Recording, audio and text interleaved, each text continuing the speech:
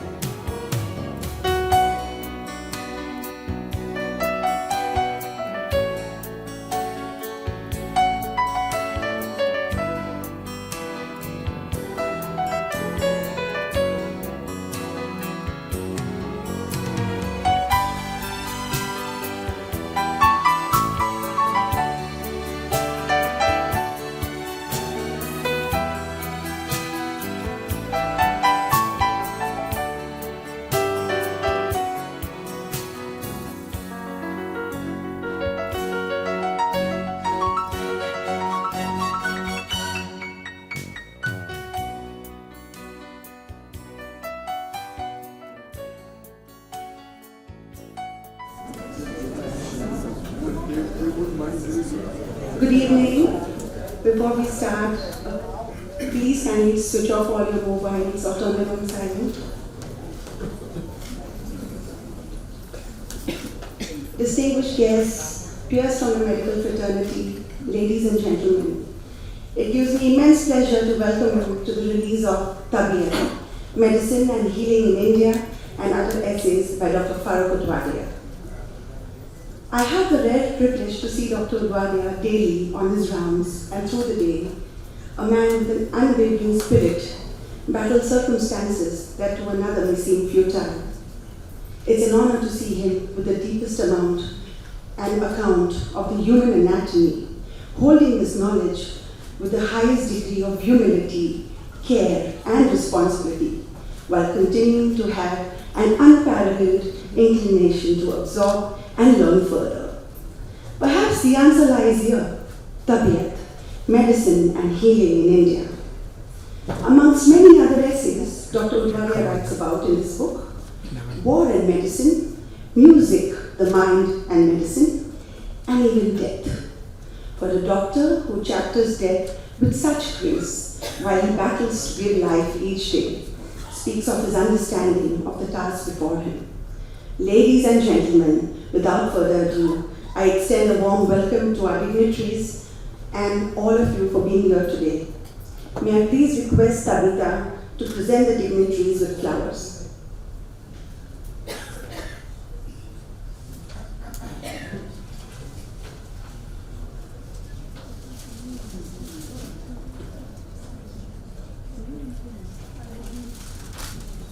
Justice Rohinton Nariman,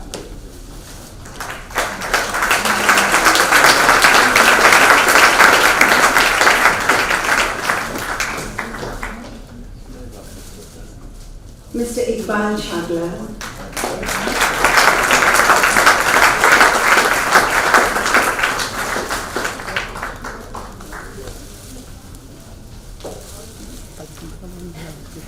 Mr. Siva Ramakrishnan,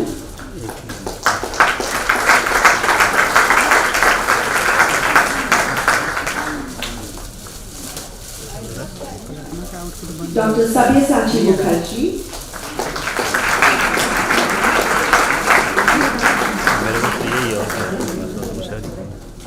Dr. Farokh Udwadia.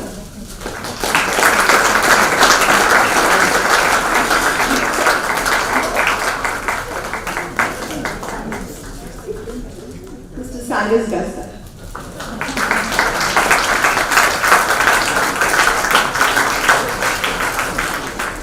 Thank you, Tabitha.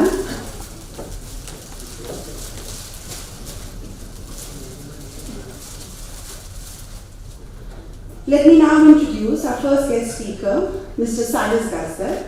He is the Chairman and Managing Director of AFL Private Limited, a pioneer in air and sea freight, travel management and express delivery services. He led the introduction of the international air courier services in India through DHL Worldwide Express, which he headed for over 25 years. Mr. Gasta has served as director on the boards of several companies, including Air India, Tata Infomedia, BP India, and others. He currently serves on the board of Mahal Holidays, the Great Eastern Shipping Company, and the Administrative Staff College of India. Mr. Gazdar, outside his business life, has been an environmental activist and played a key role in framing the heritage conservation regulations for Mumbai. Today, he is a trustee of the Asiatic Society of Bombay and the Honorary Consul General for Ireland, Mumbai and Western India. Ladies and gentlemen, please welcome Mr. Farokh Gazdar.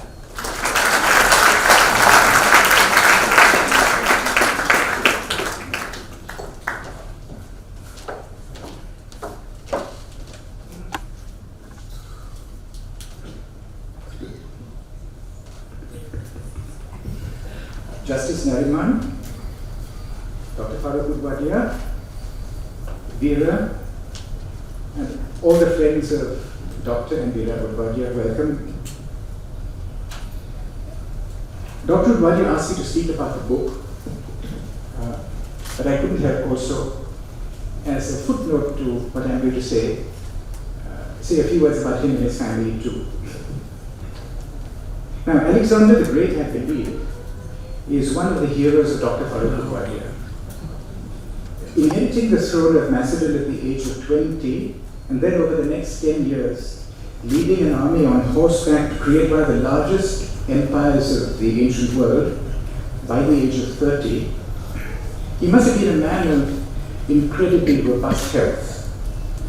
So Dr. Udwadia's admiration for him intrigues me because Alexander is widely quoted to have said, in his last lingering moments at the age of 33, I am dying with the help of too many physicians. Now, fully 2,000 years later, Matthew Prior, an English poet, who wrote in 1720, said, cured yesterday of my disease, I died last night of my physicians. Now, Dr. Udwadia may very likely not disagree with some of these uncharitable assessments. But at the same time, I think he would have applauded the following statement by Voltaire, who said, men who are occupied in the restoration of health to other men by the joint exertion of their skill and humanity are above all the great of the earth, even akin to divinity, because to persevere and renew is almost as noble as to create. Now, TABIYAT, Medicine and Healing, the title of the book we are gathered here to release today, is also the title of one of the 9 essays that make up his book. Each of the 9 essays is on a specific subject related to the practice of medicine, but collectively they address the fundamental principles that the author believes are central to how a physician's role is to be performed. With knowledge and skill, of course, but also with thoughtfulness and judgment, and above all, with care and compassion to distinguish between merely practicing medicine and healing. Some of the essays also indulge Dr. Udwadia's passion for history and reveal him to be nothing less than an outstanding storyteller, not least because the advancement of medicine over the centuries came from a cast of brilliant but often highly eccentric personalities.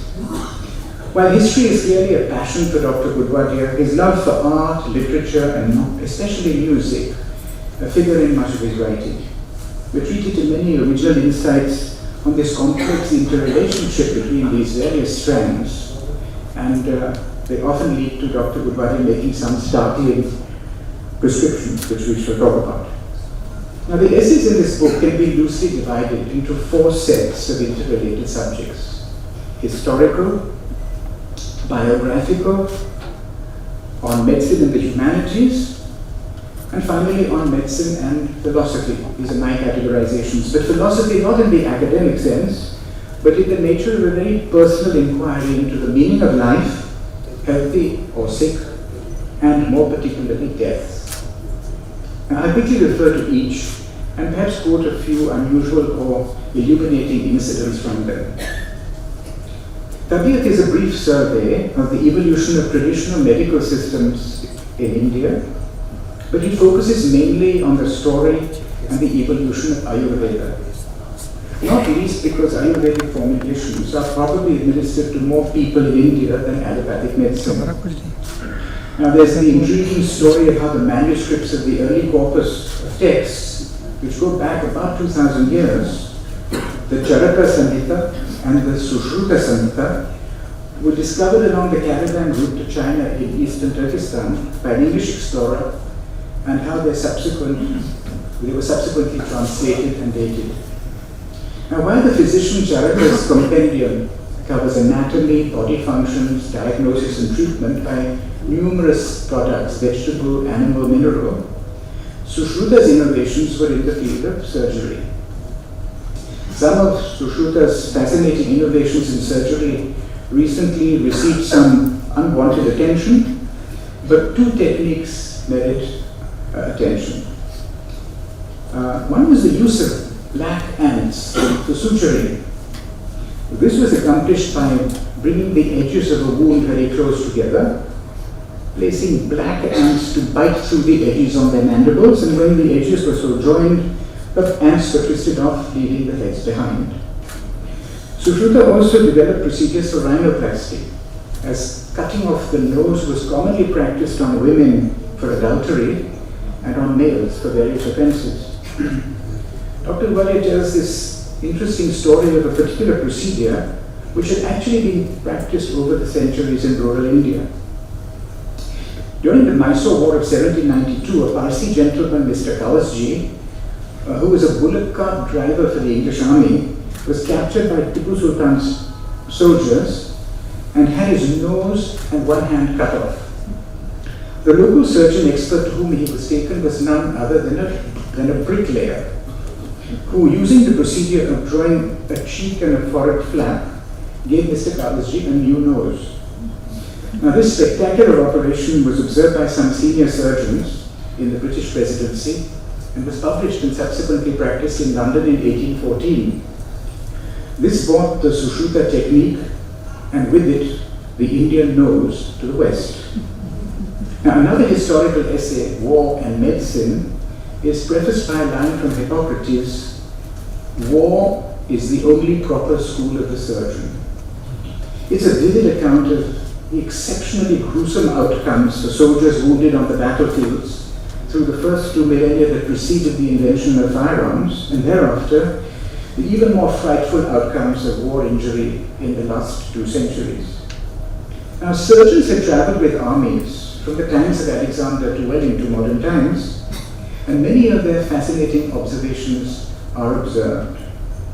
And Dr. Udwadia takes us on a major digression into the Napoleonic Wars to describe how his surgeon-in-chief, Jean-Dominique Larrey, realizing that the loss of blood was the major cause of fatality, innovated squads of fast horse-drawn stretcher carriages to transport the wounded to the nearest hospitals, thus saving many lives.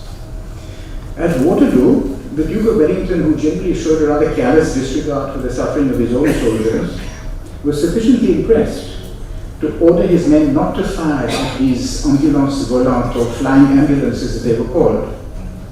Larrey was a prodigious surgeon. At the Battle of Borodino in 1812, he performed 202 amputations over 24 continuous hours. He went on to be Napoleon's most beloved subject and a national hero on account of his extraordinary compassion in the face of human suffering. I have it on somewhat intimate authority that Dr. Udwadia sometimes feels that his instinctive urge to care for the sick comes from his being Marshal Larrey in a former life. Then there are 2 biographical essays. 2 days ago, Ramachandra Guha delivered a brilliant lecture on the craft of historical biography, and he said good biographical writing must lie at the junction of literature and history. Now, these 2 biographical essays in the book really exemplify Guha's statement. One of these is called The Lady of the Lamp, not your conventional hagiography of Florence Nightingale. I prefer to call it a dispassionately admiring account of her contribution to hygiene and nursing, which was initially provoked by the truly horrific and revolting conditions in the Barrack Hospital in Scutari, Istanbul today, during the Crimean War. In Nightingale's words, here the British High Command had succeeded in creating the nearest thing to hell on earth. Soldiers lay by the hundreds, soaked in blood, so close to each other that lice jumped from one to the other, with sewage-covered floors in non-ventilated rooms infested with rats. Now, this brave lady enforced a series of disciplinary measures on hygiene, cleaned up the wards, washed down patients, introduced clean linen, and then presented the data in some innovative diagrams like pie charts that showed that the mortality in the hospital had fallen from 40% to 2%, all of which aroused a lot of resentment from authorities and spiteful criticism at home. But the author navigates us through the arguments for and against, and one quotation speaks for Dr. Udwadia's long-held view that compassion alone can have great healing powers. A sick soldier, seeing her on her nightly rounds with the lamp in the hospital, said, "We lay there by the hundreds, but we would kiss her shadow as it fell, and we lay our heads on the pillow again, content." Two subsequent essays now lie, if I may so call them, at the junction of philosophy and medicine. The first is entitled Medical Ethics, and it's prefaced by the statement, "Only a good man can be a great physician." And it expands on the idea that the practice of medicine is in equal measure an art and a science. It is the art and philosophical aspects of medicine, says Dr. Udwadia, far more than the science, that helps the physician to see through the ethical and moral quandaries faced in clinical practice. Here Dr. Udwadia expands on his often propounded view that there are basic, accepted moral obligations in a doctor-patient relationship, what he terms as beneficence, actions done for the benefit of others. He urges the medical profession to insist that rather than spending huge sums of money on building large hospitals that deliver unaffordable health care, government should aim to deliver adequate nutrition, sanitation, housing, electricity, and education, particularly female education. This, incidentally, is now a cause that is being vigorously advocated by Dr. Udwadia, who is crusading for a better social understanding of the alarming explosion of tuberculosis, including and increasingly multi-drug resistant TB. The second such essay, which is quite philosophically grounded, is on death. It's a wide-ranging discussion of the one inevitability in our life, addressing the idea that it is not death that we fear to face, but dying. And there's a telling account of how a doctor-patient bond can help the patient accept, without undue fear, the inevitability of death. A patient just one day before dying told the author, "Doctor, my daily conversations with you relieve my discomfort far more than the painkillers that the nurses have given me." Now, the last two essays explore the relationship of medicine with the humanities. They're titled, "A Knowledge of the Humanities and History Makes a Better Physician," and "Music, the Mind, and Medicine." Some of the prescriptions in these essays are so simple that they are startling for both doctors and patients. There have been occasions when, standing before an audience of experienced and learned doctors who expected to hear about the latest advances in clinical practice, our author has emphasized that technology cannot substitute for simple, sound medical practice. He urges the doctors, and I would like to refer to these as Dr. Udwadia's 4 commandments: listen patiently and carefully to the history without undue interruptions. Compare it, he suggests, to listening uninterruptedly to a raga or a piece of music. Taking down a good history is a lost art. The second is, ask leading questions but do not rush, so you can assuage the anxiety of those critically ill. Thirdly, examine the patient with care and special attention for pointers which are properly taken. A good history and a thorough physical examination often provide more than half the diagnosis. And finally, plan relevant investigations without undue overkill. Medicine, he urges, is not learned from books, but at the bedside of the patient. So the last essay is on music. It's an unabashed piece of writing. Of all the art forms in our world, he says, in my opinion, music is the greatest. He's intrigued by the fact that music is at once intelligible but untranslatable. Yehudi Benyon used to say, it's the only language in which you cannot say a mean or sarcastic thing. Of course, there are discussions on the physiology of music and how does it impact our neurological system in a way that provides relief from stress. And there are such interesting tidbits on how stammerers, for example, can sometimes sing sentences which they cannot speak, or on how some cannot discern rhythm. Che Guevara, for example, would continue to dance the steps of the mambo when the orchestra was playing a tango. Here Dr. Udwadia makes some very unorthodox prescriptions. Top of his list of prescribed cures is Mozart's clarinet concerto in A major, the flute concerti, and the Andante movement of Beethoven's fourth piano concerto in G major. I had it on authority that a lady patient who was prescribed nothing save to listen to Mozart later thanked Dr. Udwadia for her complete recovery. Another who had been painstakingly examined by him was finally prescribed nothing more than a glass of sherry every evening. She later rang the doctor to say that she had experienced all the relief that she needed. So may I now close on a somewhat personal note. Dr. Udwadia's love for music is rooted in his own musicianship as a violinist. Years ago, I had learnt, I hope reliably, that he was challenged by his son Zarir, who said, "Dad, if you can play the entire violin concerto of Beethoven, you will be king." Such a challenge was not to be taken lightly. Dr. Udwadia persevered. I couldn't say in silence, I perceived everybody must have heard what was going on. But months later, at a private concert, he performed the entire score to the consternation of young Zarir. But I had no news of that coronation.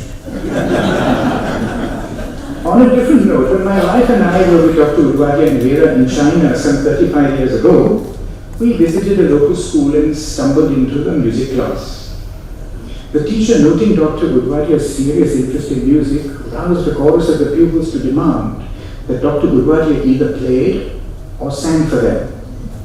Now, knowing even in those days the appeal of Indian cinema in China, while I was thinking of what operatic aria Dr. Udwadia might launch on, he burst into song, "Mera juta hai Japani, ye patlun Hindustani, sir pe lal toke Rusi, dil hai Hindustani." The students were quite thrilled. Let me conclude, finally, with a different song, a plea by Cole Porter to his physician. It goes this way. He said, "My bronchial tubes were entrancing, my epiglottis filled with glee.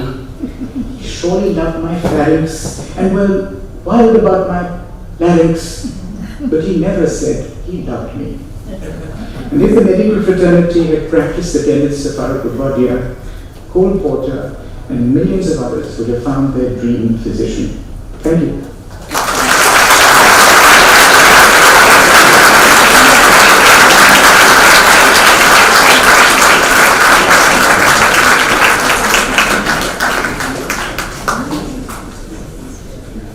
Thank you, Mr. Gathar.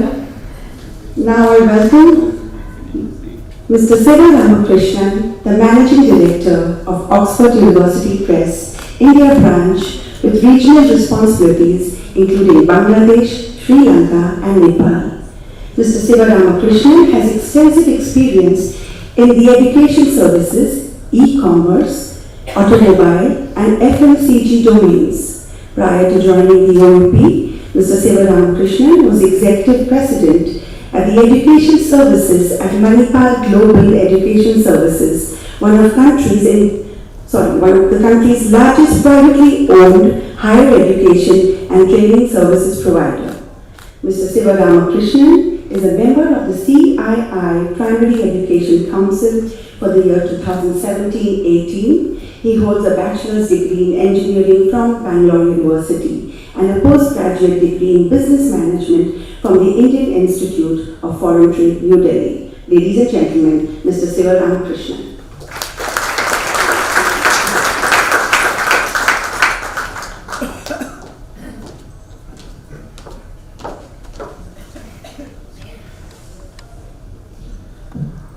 Honorable Justice Nariman, Dr. Udwadia, distinguished gentlemen on the dais, in the audience.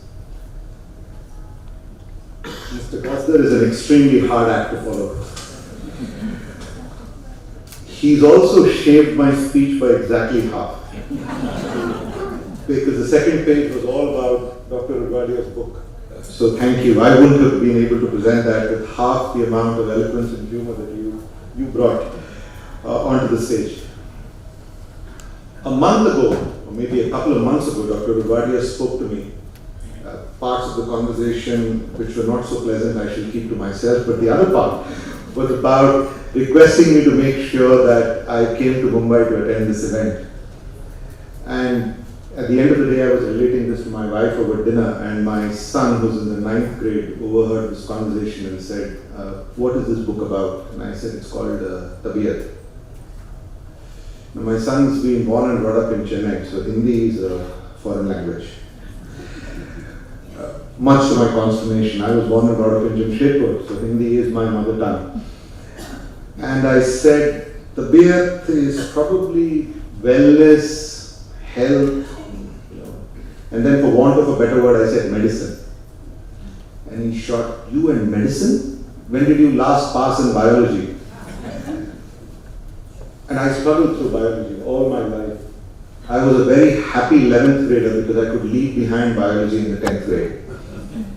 The last thing I did, rather unsuccessfully, those days in the ICSE examination after theory, you had the practicals. My last practical exam was biology, and I was asked to dissect a frog. The remains of which were hung, as I found out later, not very smart of me, on my principal's car's headlights. I was duly suspended for a week post that. But coming back to the evening at hand, it's a proud moment for me, representing Oxford University Press, to have published this book. Oxford University Press, or OUP, is the world's largest and oldest academic press. We are actually a department of the University of Oxford. We are not a corporate publishing entity as such, so we look back to the university, and our objective is quite simply to further the university's objectives of education, research and scholarship. And we do that by publishing. So we publish content for schools, for higher education and academic publishing, of which this book is a part. We actually came to Mumbai in 1912, and the building right behind the Taj was the headquarters of OUP for decades. Till someone, keeping with the theme of my incompetence in the subject at hand, sold it for a princely sum of 20 odd crores, I'm told. We would have loved to have that office today. TABIYAT, essays on medicine and healing in India, and other essays, comes 9 years after Dr. Udwadia's last book with OUP, The Forgotten Art of Healing and Other Essays. That was published in 2009 and was a huge success. And as Dr. Udwadia mentions in his preface to his latest book, many friends and patients have been insisting that he publish another collection of essays. We are very happy that he listened to them and agreed to do so, which is why all of us are here. Again, TABIYAT, and I was right when I explained this to my son, actually translates to health, nature, temperament, or disposition. And therein lies the difference. It's not a book on medicine. It's a book on wellness and health and disposition. It's a collection of 9 masterly and thought-provoking essays which explore important discoveries and dwell on their relevance in our daily lives. So, like Mr. Kasdar said, there are essays on war and medicine, medical ethics, music and medicine, nursing and death. It's a book meant for a wide audience, not just an audience interested in biology or medicine. It's a wider audience than those from just the medical fraternity. It's actually a book for everyone. While we are formally releasing this book, I can share in confidence that we are already in the third print run of this book. It's been a huge success already. Yeah. Again, in keeping with the lack of, I should say, common sense displayed, we brought 150 books. Last I saw 3 on the table. I was trying to call, when you called me for this event, trying to call my warehouse in Bhiwandi. This event goes on till 7. Could you get another 150 books here, please? And they said no.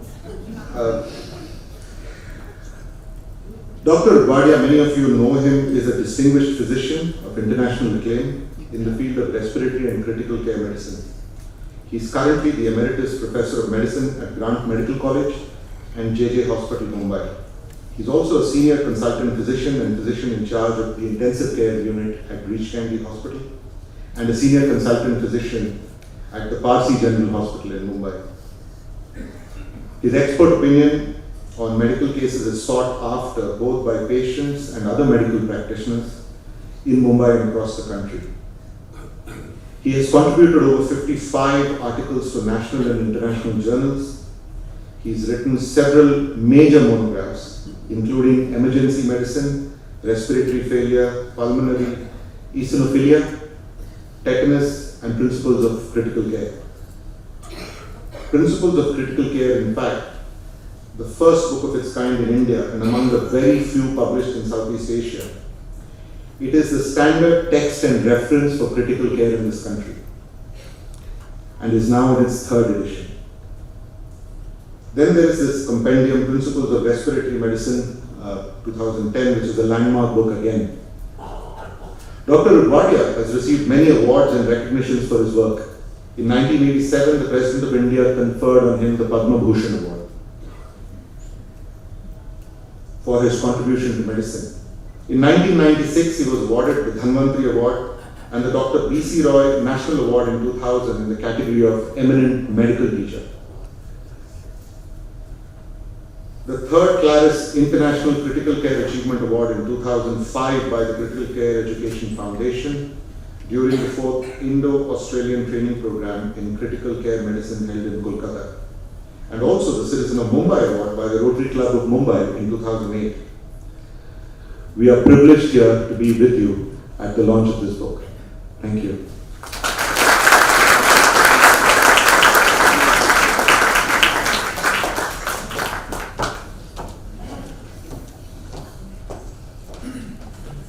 Thank you, Mr. Sivaramakrishnan. And now, ladies and gentlemen, let's welcome my boss, my mentor. He told me before coming, Mara mate bo bolti na. So, and Mr. Sivaramakrishnan has given a lovely brief introduction about him. Sir.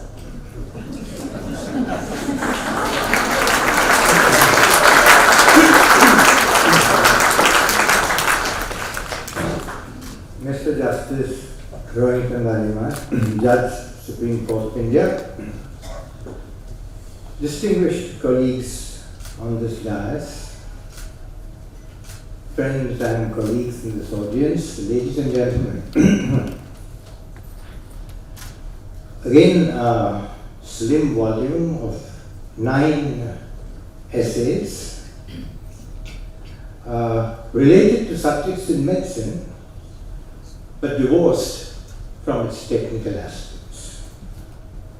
At the instance, I say, of course, of many friends and even many more patients who insisted that I write something more.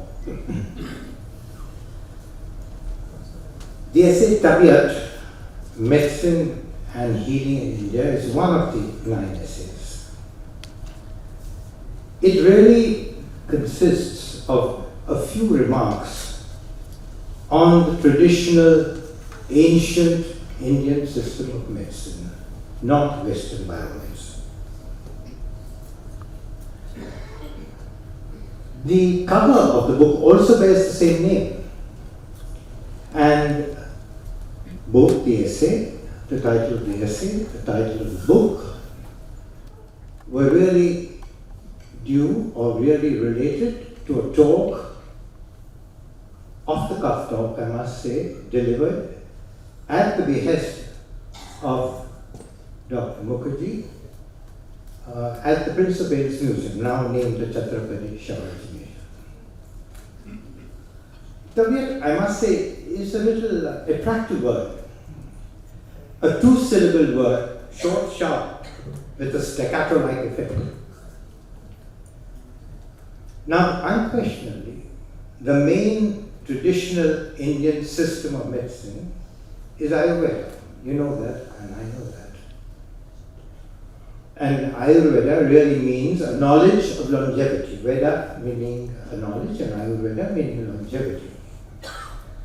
I don't want to speak on this technical aspects, as I said, but it's important to speak on some other aspects. The twin pillars of Ayurveda were Charaka's and Susruta's compendium, and the point is that when did they live, and how far back does Ayurveda go? Ancient science and art of medicine, practiced for centuries, taken advantage of all by millions and millions of Indians for so many years. Surely we should know that. Now, it was in 1890 that it was discovered on authentic evidence that Charaka lived in the 5th century AD. Bowers manuscript. Lieutenant Hamilton Bowers was at a trading station called Kuga on the Silk Road to China at the edge of the Gobi Desert. I won't tell you the long history, it's in the book.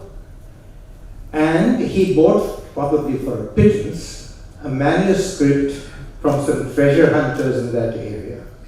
And that manuscript, when translated, said that there was a great physician by name of Charaka in the 5th century AD. Now surely Ayurveda would date before that. And current research has shown, fairly correctly perhaps, that the roots of Ayurveda, of this ancient science, Ayurveda, was in the ascetic Buddhist milieu of 5th century BC. That's interesting, because it makes it in the same timeline as Hippocrates, Greek medicine. And I'll tell you in a moment, it even extends perhaps earlier than that. Now, ladies and gentlemen, the 5th and 6th centuries were iconic years in the history of man and the history of medicine. It was in these centuries that philosophy was born in Greece, that Zoroastrianism was established in Persia by Cyrus the Great. And as the Achaemenid Empire increased and grew into the first universal state in the world, Zoroastrianism spread from Persia to the banks of the Indus and across the belly of Asia, right up to the doors of China. What is more, at the same time, Israel was preaching in Judea, which we now call Israel.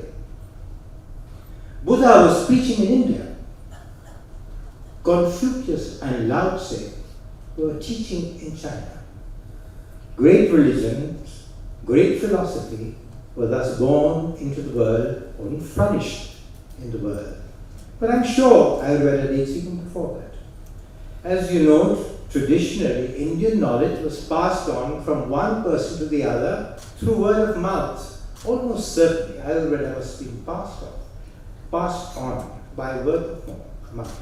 Trickles of this science must have ultimately become visible during the ascetic Buddhist period of the 5th and 6th century, to be ultimately synthesized into the compendiums of Charaka and Susruta. I want to tell you something more which excited me even more when I was reading about this science. In the very introduction to the compendium of Charaka, he mentions its philosophy, and that is indeed striking.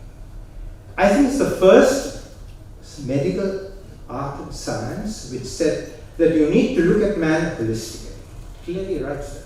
He says man is a microsome and is a part of nature. He should keep the ecology of nature correct, not violate. And the interaction between the attitudes of the mind with the body and the external world make this indeed a unique art and science of healing. There's another thing which struck me. I'm telling you, I'm not going to speak of the technical aspect. Why did Ayurveda lag behind? Why did Western science, Western medicine march forward? I can't give you an exact answer. I don't think anyone can give you an exact answer. It is said that perhaps it was the British occupation or the British conquest of India which might have done that. I don't think so. My feeling is that the West was seized with the spirit of scientific inquiry, starting after the Renaissance and progressively increasing further. And that this country, and for that matter, many countries in the Far East, lack that spirit of inquiry. The question arises, why? Again, I can't give you an exact answer. My feeling is it is so because scientific inquiry requires a proper political, social, and cultural milieu. And after the 17th century onwards, I think this country lacked this milieu. Now, Ayurveda, of course, is the main Indian traditional system. You had others trickling down from outside, like, for example, Unani, which was the medicine of choice in the Mughal court. You had naturopathy, you had homeopathy, you had the indigenous system of yoga, for example. But there was medicine in the streets, medicine in inverted commas. An Indian in those days, and even today in the villages and far off areas, if he felt ill, would seek folk medicine, would walk out and ask for the palmist or the herbalist or the godman, or, for example, the bone setter outside, some of them good, mind you.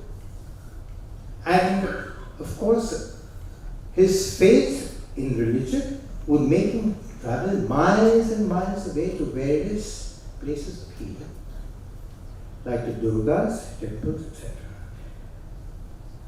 How did it happen that all this went out well and people followed this? Two reasons. For one thing, most illnesses right themselves, except when very serious. And for another, faith is a great healer. And it is that which kept them going even in these directions. Faith started from the Asclepian temples in Greece. Temples built for people to come, they would lie down there, and with faith they would think the Greek god of health, Asclepius, would come down and floor. And even today you have lutes, for example. And as I said, you have Durga's temples where people go. It's important. But ladies and gentlemen, surely you will agree with me that in this day and age, traditional systems of Indian medicine are not adequate to meet the numerous diseases and illnesses that inflict our brethren in this country. It is amazing how they have been able to bear this with great equanimity and philosophy. They perhaps think that the body will wilt, but the spirit will prevail. Deathless and birthless and changeless, remaineth the spirit forever. Death hath not touched it at all, death though the house of it may be. This perhaps is what is in the collective consciousness of a poor Indian mind. And it is time we change that. It is time we brought the fruits of technology and science which have furthered medicine to such a great extent to the doorstep of our poor Indians, so that we can protect their health and combat the diseases that they suffer. Let me go on now to another subject which I think I like very much, and that's the humanities and history make a better physician. I passionately believe in this. Humanities, well, you have literature, which includes poetry, you have religion, you have philosophy, you have history, you have ethics, you have sociology, you have the visual arts, you have dance, you have drama, you have the cinema, you have photography, and perhaps other endeavors not related to science. I think what humanities do is that they give an aesthetic sense to the physician. A sense that increases character and an inner spirit which elevates and helps the physician. A sensibility and a sensitivity that perhaps guides his conduct. An awareness of the mind in relation to the mind-body complex, both in health and disease. I think it increases his analytical skills and observational skills, and cultivates a sense of morals and ethics which stand him in good stead in a fast changing world where these, unfortunately, have sharply deteriorated. Humanities humanize it. They humanize the legal profession. They humanize, in fact, all professions. When I say humanizes medicine, it means it brings a greater empathy in the heart of the physician in relation to the patient, bonding the patient and the doctor into a close relationship.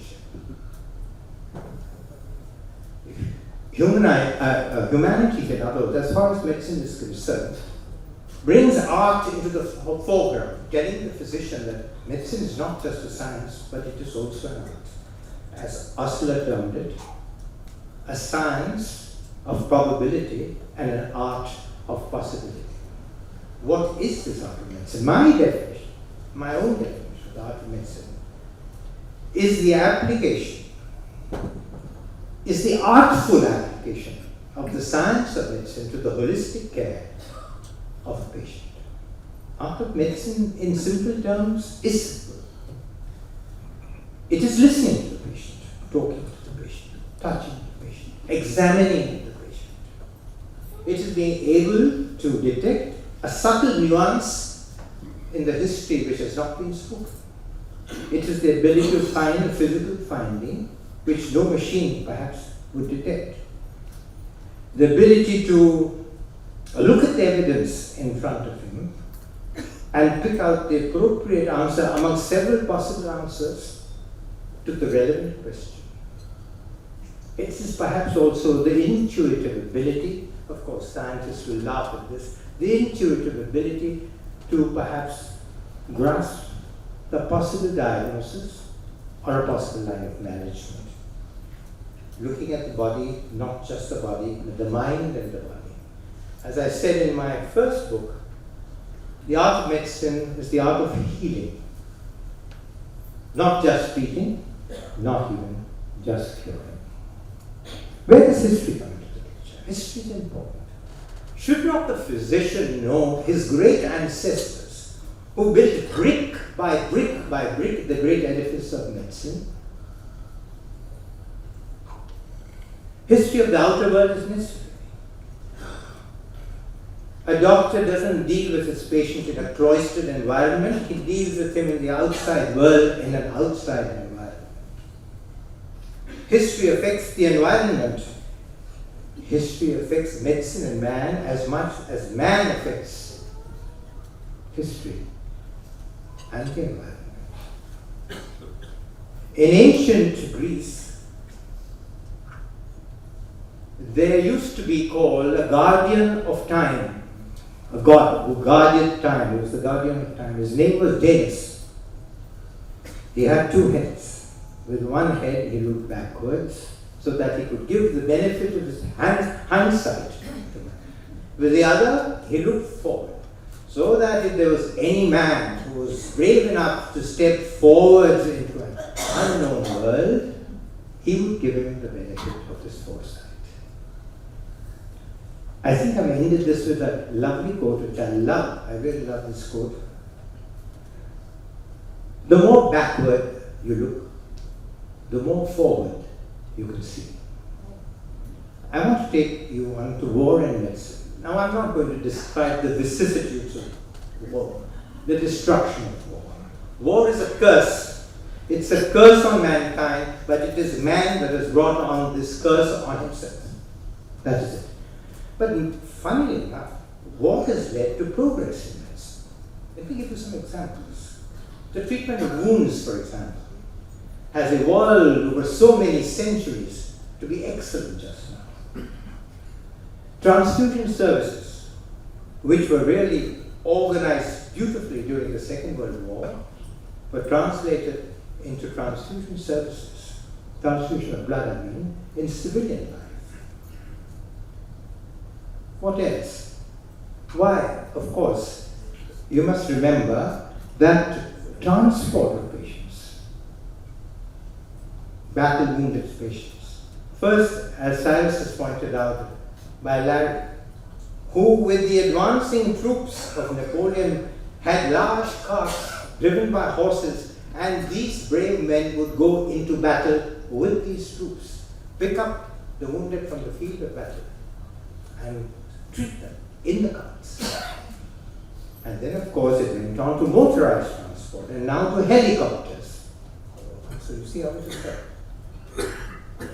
You must know that almost every specialty in medicine and surgery came in after the Second World War. And the seeds of those specialties were sown in the blood-soaked grounds of Europe, Asia, and Russia. But then there are ethicists and moralists who say the advances in medicine, the research related to war, accelerated by war, are they worth the while? Do they match the destruction produced by war? Are they worth the while? I think many have asked that. I think the question is rather superfluous and hypothetical. Because war is inevitable in the history of man. War is stitched into the genome of mankind. You can't escape war. Medicine, history, and war are interrelated. War stands for destruction. It's evil, unmitigated evil. Medicine counters that. It is the antithesis of war. If I were to put it, I would say medicine declares war on war. Now, if you take medicine, which is good, and war, which is evil, allegorically you would say, you could compare it with the good and evil which is present in the world at large.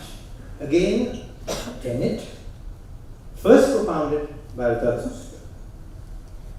And many years back, I can't lay my hands on the book, I have it in my library, Toynbee writes that he's been through all religions, all philosophies, and in his opinion, the Zoroastrian philosophy of a duality in the world of good and evil, it probably fits the world the best. But he says, he refers to the Zoroastrian philosophy in this respect. The Zarathustrian philosophy says that good prevails. Toynbee says, I'm not sure about that. That's how it is. Then again, if you look at good, for example, which is the research in medicine, the advances in medicine, if you look at those, if you consider them as being distilled from the cauldron of war, then philosophically speaking, you would say that there is always good to fight evil. And that we must accept gracefully that good, wherever it comes from, for the sake of its goodness. I want to deal with ethics. That was the most difficult subject for me, I find. I really struggled to that essay. I can't really go into its description except to give you a definition of ethics. Ethics can be defined as obligations of a moral nature that govern the practice of medicine. But it's so difficult. It therefore gives you the question of right and wrong. But a moral precept, which is righteous, for example, may come into conflict sometimes with an equally righteous moral precept, which is antagonistic to the first one, at the same patient, under certain circumstances. And that creates a conflict. The principles of ethics are rooted in religious, philosophical, socio-cultural traditions. And these, as you know, vary in different communities, different civilizations, different countries. So you can't have the same code of ethics all over the world. That's another point, remember. So you mustn't laugh at somebody else who thinks differently from you. But the absolute concept of right and wrong, the sanctity of life, I think is common. The respect for the sanctity of life is common to all civilizations, good civilizations. You have beneficence, which means do good, non-maleficence, primum non nocere, do no harm. You have patient autonomy, you have justice, and many other ethical principles. But it is when autonomy and beneficence come into conflict that ethical quandaries arise. It's a difficult subject, and believe you me, there are no in practice. I mean, you could write on it, or a person not being in medicine could comment on it, could theorize on it, but a person being in medicine very often has problems which raise great quandaries in one's mind. I don't want to go further on this subject. What should I speak on? One of the other ones. I've spoken on war and medicine, humanities, and ethics. There is a chapter on Nightingale, Florence Nightingale. Florence has already commented on that. There is an essay on the microbe hunters. Can you imagine that till the 19th century, it was believed that disease was caused by the inhalation of noxious vapors. Can you imagine that? And then came onto the scene 4 great men who showed that no, it is related to microorganisms present in the world, present on the outside. Great advances in medicine, great advances in microbiology, great advances in surgery, landmarks in these fields. I think it's quite an easy chapter to read. And then it's a small essay on medicine in the Renaissance. Up to the Renaissance, medicine had been strangled, padlocked by Galen Hughes, by Galen who lived in the 2nd century. His word was law. He was a great man at his time and age. But what he said was taken as gospel truth, and dared any doctor dispute it.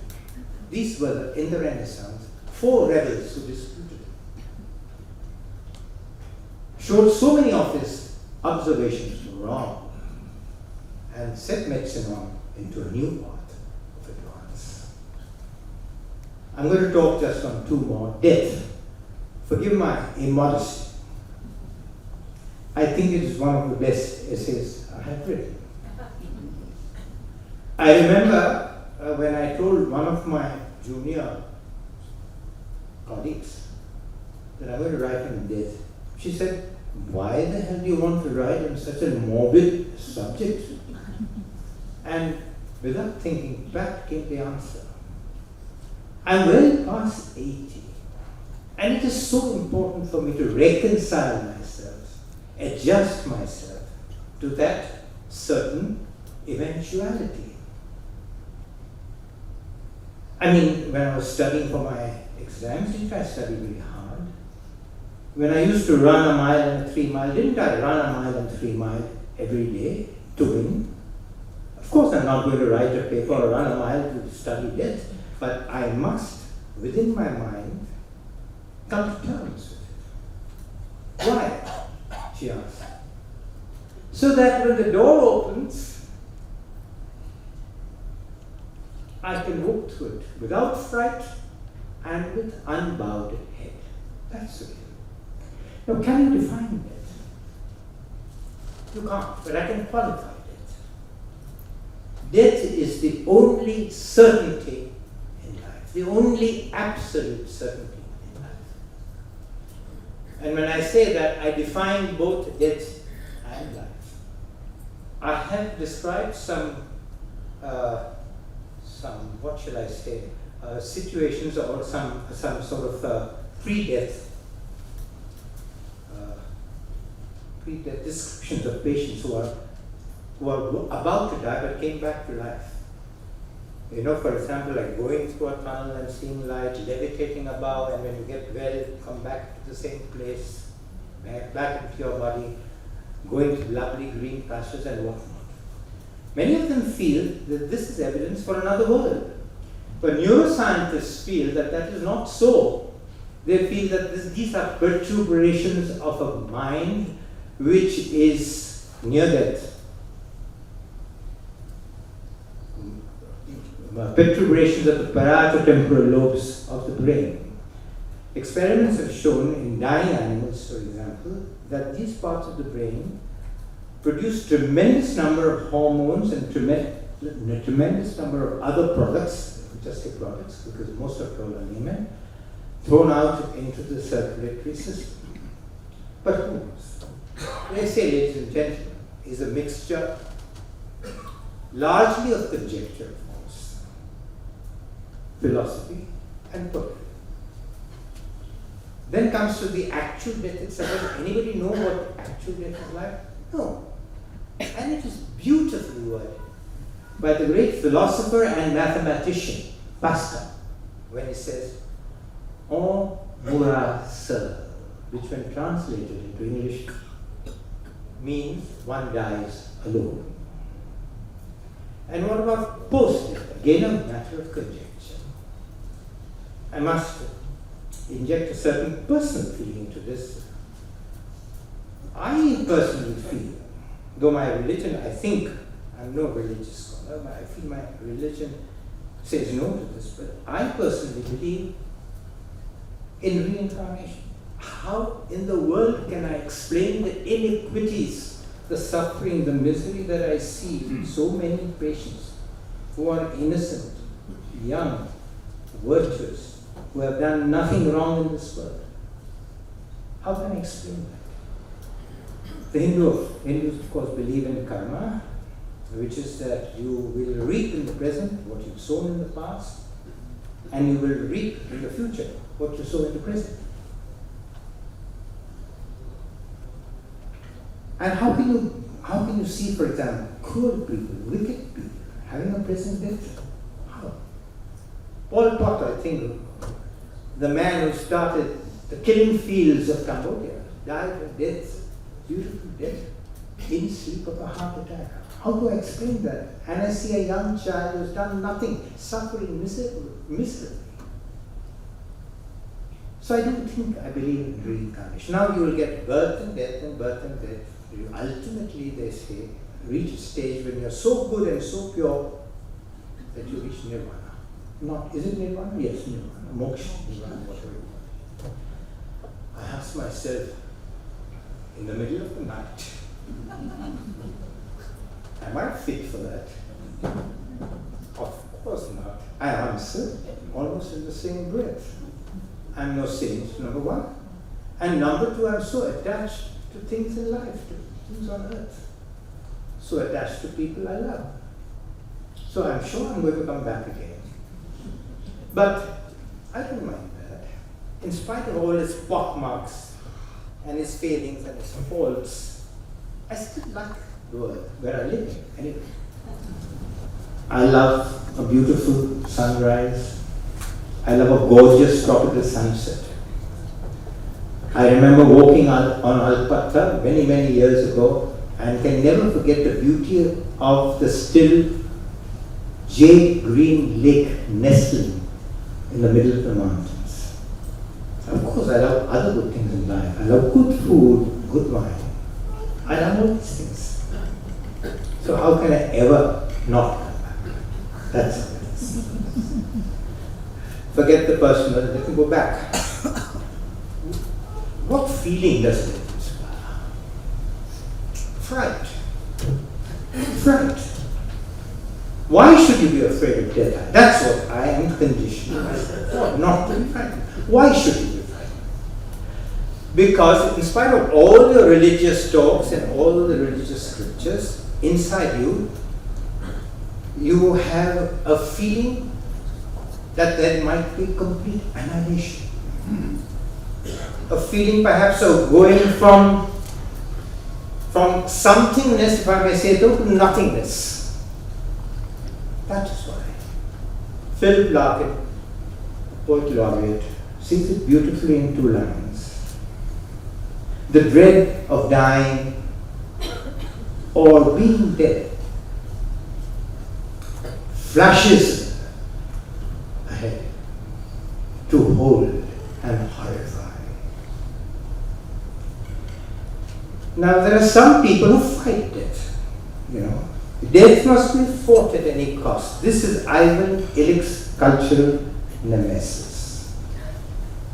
When he says that medicine has so conditioned society that it must fight death to the end. Thank God that's changing. Thank God that's changing. You must fight death. The doctor will fight death. The relatives say, do something, do this, do that. When you know that it's over, time is over. Let me go to another beautiful line of Autumn. Do not go gentle into that good night. Old age was meant to rave, burn at close of day. Rage against the dying of the light. Beautiful lines, but I wouldn't advise anyone to behave like that. I'm no poet, but I would modify Autumn thus. Go gently into that dark, dark night. Close your eyes, smile, and whisper a prayer at the dying of the light. Now, there's one other thing. I told you fright. For me, it's not fright. I am sure I will be able to conquer that. To me, the greatest difficulty would be to break the bonds of love binding me to the people I love. These bonds of love are like hoops of steel. It is that, I think, which many of you would find difficult.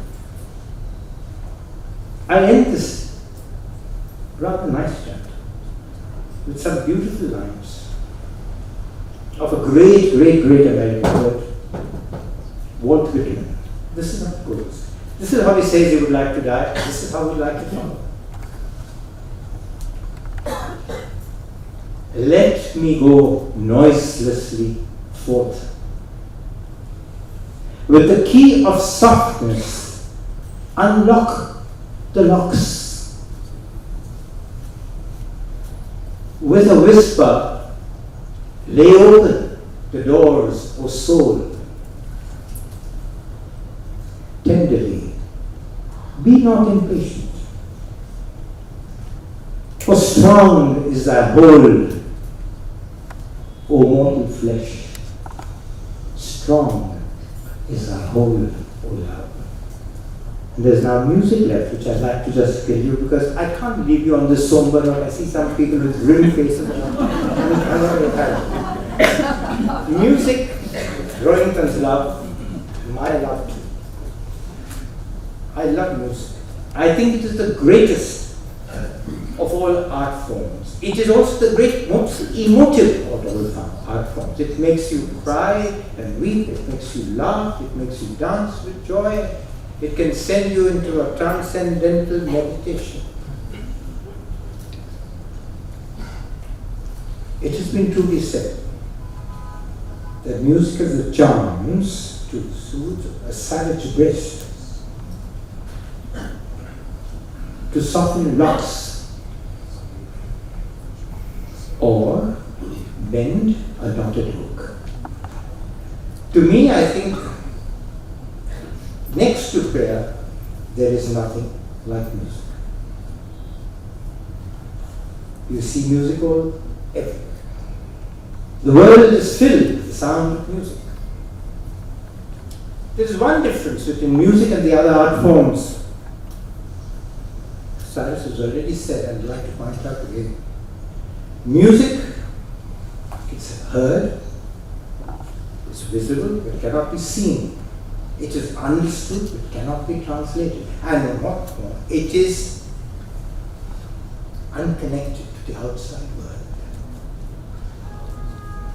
Music has a great effect on the mind.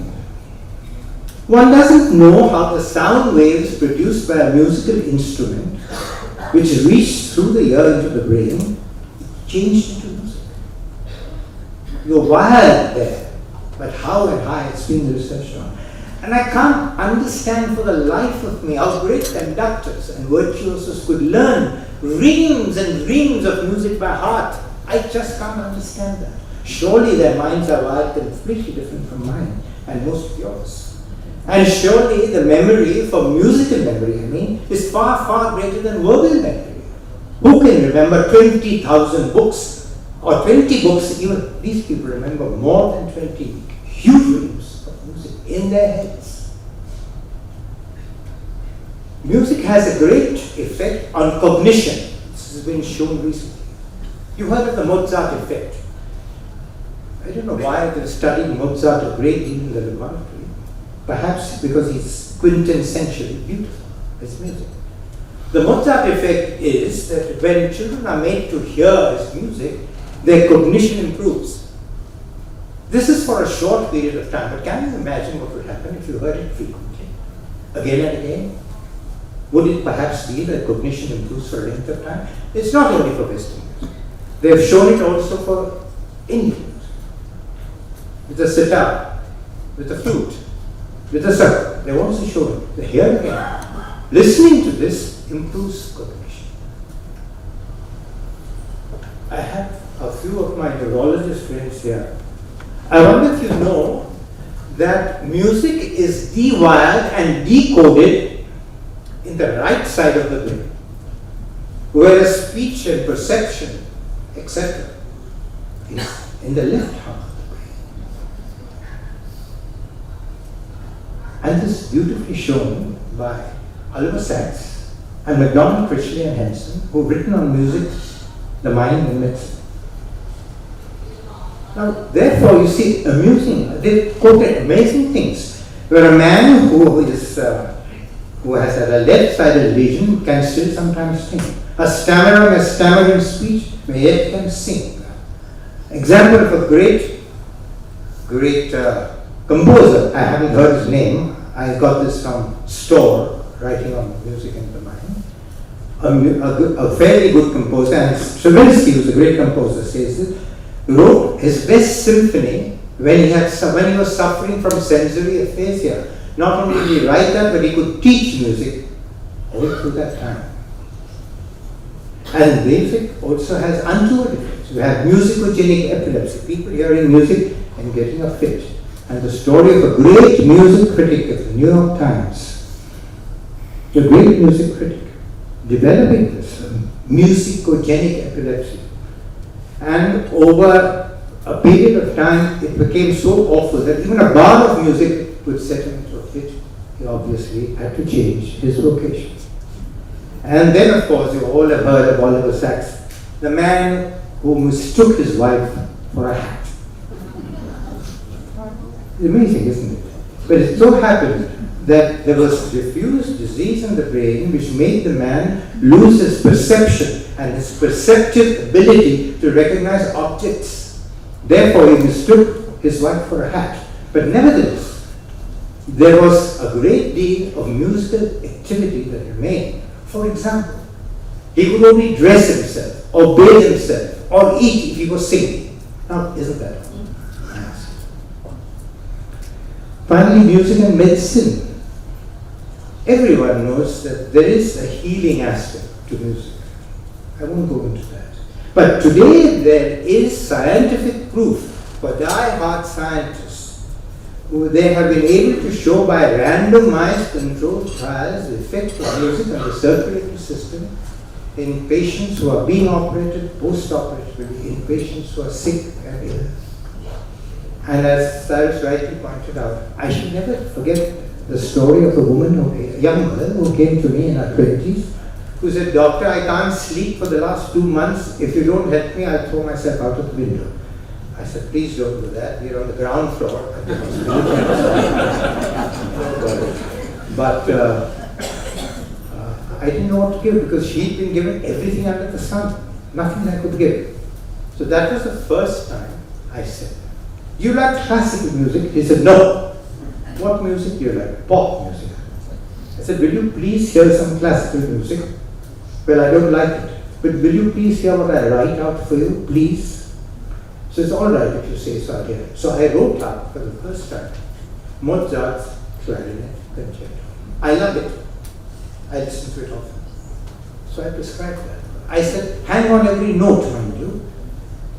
Try all thoughts out of here. You won't believe it. 6 weeks later, this girl comes back to me and says, "Doctor, thank you. I have started to sleep." Isn't that wonderful? I have prescribed this particular concerto to umpteen people after me. Take thou off Mozart's clarinet concerto. Take thou off Mozart's clarinet concerto. I have even given you the mechanism of how music affects the mind. That's technical. And I don't expect lay people to enjoy that, but perhaps my colleagues might be able to enjoy it. And finally, ladies and gentlemen, what is the significance of music? I mean great music. Music which enthralls you, music which takes hold of you, music which sends you into a transcendent relaxation. I think to me, when I hear very great music, I feel there is a world outside the world we inhabit.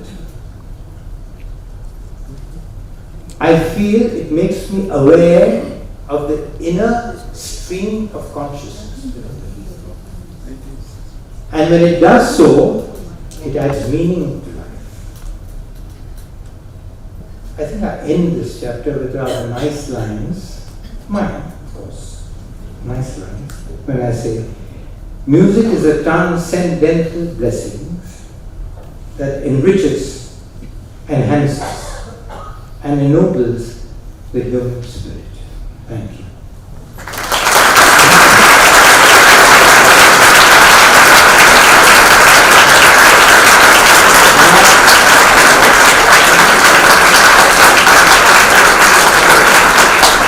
I did say I was people I want to thank, and I'm awfully bad at that. So if I forget someone, will you please prompt me? First of all, to my chief guest, Justice Nariman, for sparing this opportunity.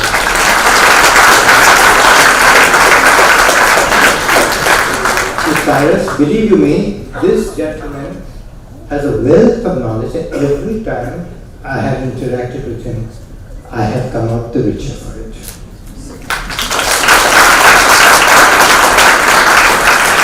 Dr. Mukherjee has revamped our Prince of Wales, Chhatrapati Shivaji Museum. It's indeed a place of joy to go in.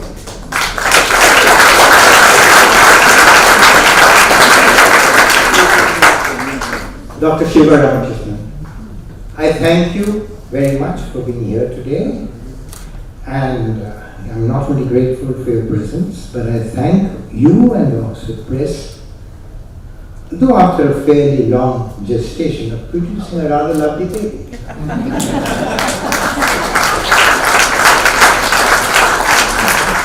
And of course, Iqbal, Mickey we call him. Mickey and Roshan have been friends for over 50 years. I love some of his tidbits from the court when he has a conversation with us. I love that. He's a great raconteur, but more important of all, he's a very good friend. That matters a lot. And Roshan, of course, I think, in my opinion, she's the greatest culinary expert in the city.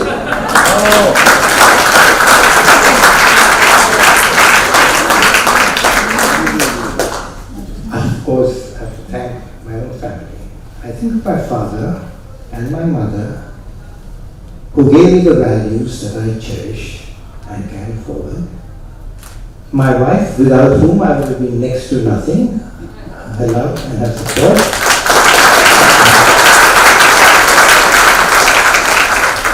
My children, Zari, Gul, Zal, Zara, Shirin, Jehan, Rustam, Cyrus, my grandchildren as well.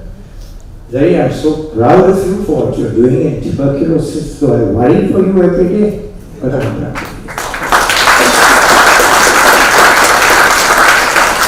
And Shirin, you know I can't do without you. Now, I have to thank Kathy, which I forgot last time. Without her, it would not have been possible. Yes, I must thank my secretaries, Patricia and Maggie. They protect me from angry relatives and impatient patients. And then, of course, ladies and gentlemen, I thank all of you for listening to me. You will, please believe me, I don't insist that you buy the book, not at all. But if you do buy the book, please read it.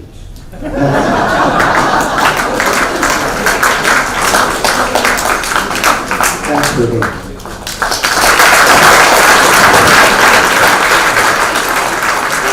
Vijay and Abish Candy, all of them who have helped me, the residents, legions of them, whom I have taught and who have taught me in return. They don't realize it, but I learned from them also a great deal.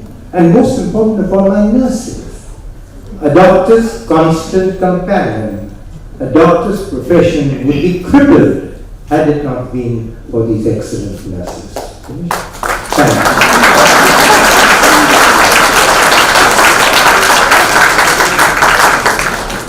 We're not again grateful that you managed to come here today. And me too, of course. Me too. And for Mahal, thank you again for coming here.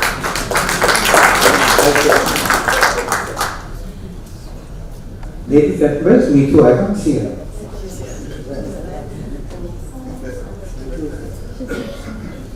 She's over here. She's here. Oh, yeah. Thank you very much, Mitu, again for coming here.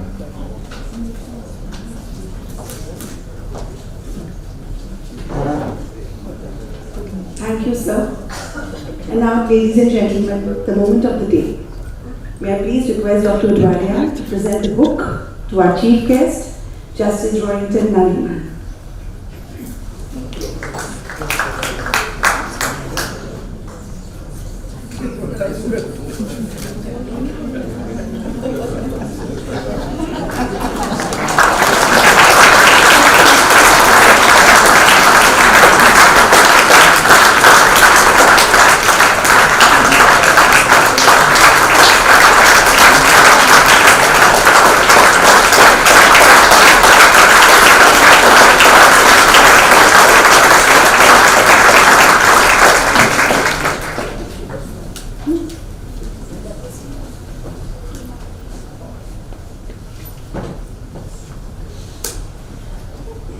May I now invite Dr. Sabyasachi Mukherjee to please say a few words. But before that, let me introduce him, please. Dr. Sabyasachi Mukherjee is the director of the Chhatrapati Shivaji Maharaj Vastu Sangrahalaya, which is formerly the Prince of Wales Museum, and is the director of the postgraduate diploma program in museology and art conservation at the Museum, University of Mumbai. Under his leadership, from 2007, the museum has undergone extensive modernization, including the establishment of a conservation center, new galleries, digital and educational initiatives. A frequent lecturer and active member of many professional committees, Mr. Mukherjee has been known to be a fellow of the Nehru Trust and the Salzburg Global Seminar. Recently, the Senatus Academicus of the University of Edinburgh has invited Dr. Mukherjee to be admitted to the degree of Doctor Honoris Causa for transforming the museum into what it is today, a vibrant cultural institution in Mumbai. Dr. Mukherjee.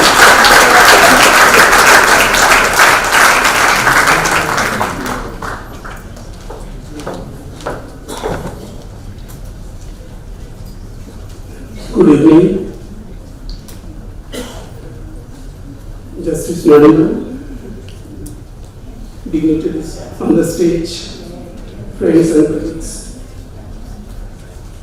Sir, you said very rightly, medicine is not science, it is an art.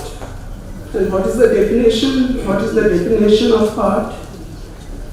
Best of mankind for the rest of mankind. And your knowledge, your research is the greatest gift to the mankind in the form of a book. Congratulations, Dr. Udwadia and Oxford University Press for bringing out this beautiful publication, TABIYAT. And my relation with Dr. Udwadia, if I remember correctly, in November 2015, when we were planning for the big exhibition TABIYAT at the museum in collaboration with Wellcome Trust London, I was looking for somebody, some knowledgeable person to inaugurate the exhibition. We have a tradition. We usually, we don't invite any political person or ministers to inaugurate. We always, invite scholars and thinking person. So it was Mrs. Toyota Godrej. She said, Mukherjee, why don't you approach Dr. Udwadia? And then, it's so difficult to contact. And then it's so easier to contact Mrs. Udwadia. So I could connect her, immediately. And she said, yes, I will speak to him. And why not? Yes, he'll be very happy to inaugurate the exhibition and speak. And then I spoke to Dr. Udwadia that this is what exactly we are doing. This is a unique exhibition. It never happened in India for the first time. Of course, the question he asked, what the museum has to do with TABIYAT. I said, for the first time we are able to bring some antiquities from the Wellcome Trust. In 2013, I visited the museum, and there was a desire to bring that collection to Mumbai. And finally it worked. So people of Mumbai, they get to see and understand the history, the medical history and antiquities from the Wellcome Trust Gallery. And I do remember the occasion, he spoke for 40 minutes, pin drop silence, everyone was listening to him. And then many people, after the lecture, many people came to me that, Mukherjee, why don't you publish it? We could not publish it, but thanks to Oxford University and Dr. Udwadia's, patience and the cooperation, the way, they worked together and finally published it. So people today get the opportunity to see and read. But what is interesting, a couple of weeks ago, Dr. Udwadia came to me and gave me a complimentary copy of TABIYAT. He said, I know you are extremely busy, but whenever you have little time, just go through, just read and speak for a few minutes if you wish. So I said, I'll be very happy to be, to attend the event and speak for a few minutes. And what appeared to me, just, I'm not going to review your book, but making, my observations. There are different types of experiences when you read a book or when you attend a lecture. You come out and say it was very entertaining. It was informative, interesting, enjoyable. And then very rare you say an enriching experience. But what I realized, after reading your book, it's both, entertaining and enriching. I enjoyed it thoroughly, though I could not complete only 40 pages. I could complete. Just to be honest with you, if I say that I completed, and the last chapter, Cyrus talked about the death, that created a lot of curiosity in my mind, that why you ended with the death. But your style, what impressed us, incorporating art, history, literature, music, everything, that interdisciplinary approach. And I was remembering the 4th century manuscript, Vishnu Dharmottara Puran, where it talks about interdisciplinary approach in 4th century. And there also, a dialogue between the king and the sage, where, king is asking the sage, now what is the greatest gift? And the sage, saying, knowledge. And knowledge has no religion, no caste, no boundary, no visa. It can travel anywhere, any part of the world. And you can keep on adding. And knowledge brings changes in the world. So the way you present it, and the particular chapter where you make a statement, the knowledge of the humanities and history makes a better physician. We say in our circle, a knowledge of the humanities and history makes a better human being. And that's so important in today's world. Unfortunately, after 70 years in history with other sectors. And there was a wonderful discussion. I got the opportunity to participate in New York, where UNESCO with the Iraqi Prime Minister. It has no connection with the medicine, but you brought many connections: humanities, history, art, and the surrounding, the environment. How beautiful things grow in a beautiful environment. So you feel healthy, your mind feels healthy, the relationship between mind and body. So she asked a very simple question to the Iraqi Prime Minister. What's wrong in your country? Why so many young people joining ISIS? And then he said, something terribly went wrong with our education system. It's not now, even pre-Saddam.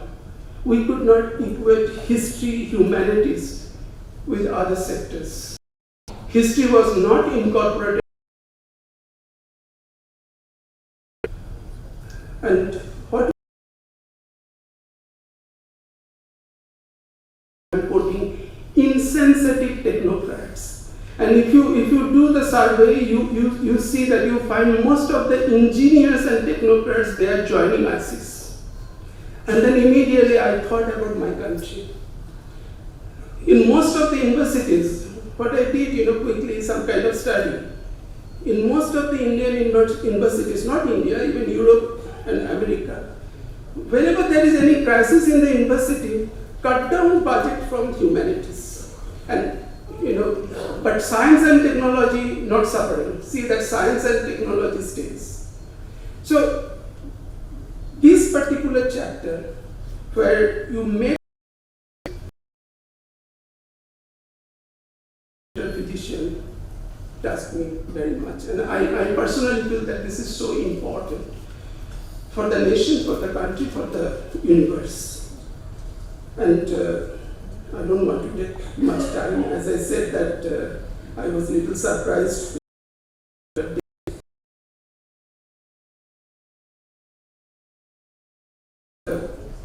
Religion and all that, you got into everything. But there was a very interesting exhibition a couple of weeks ago, India and the World History in 9 Stories. And there was a section, Picturing the Divine, how different countries, people of different countries, imagine divine.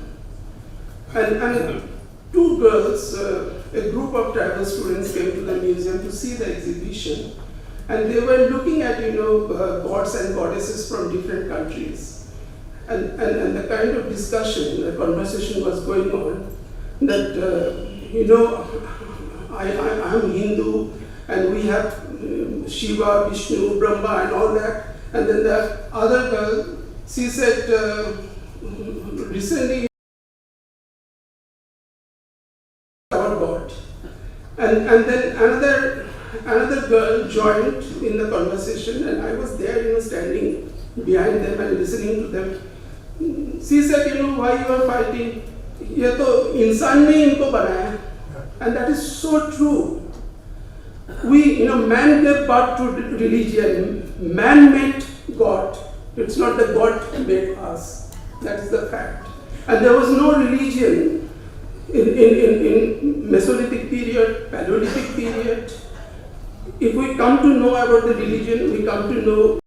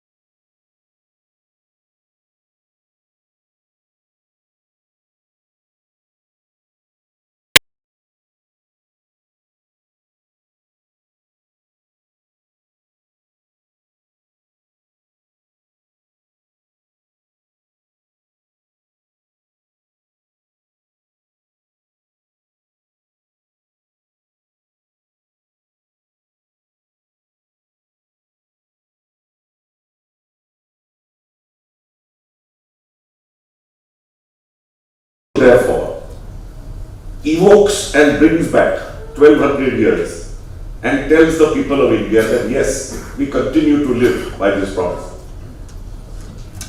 I must tell you that when I read this book,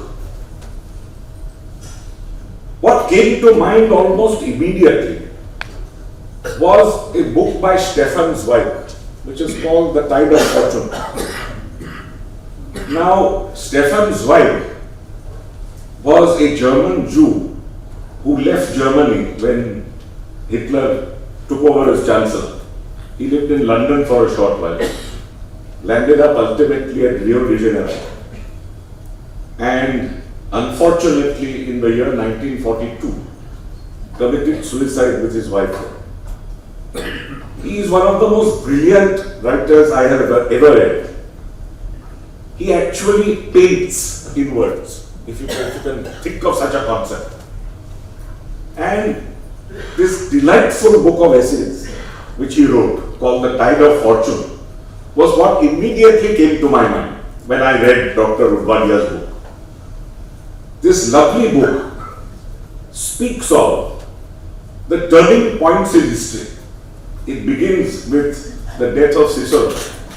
And mind you, the span in this book is from 57 BC to 1919.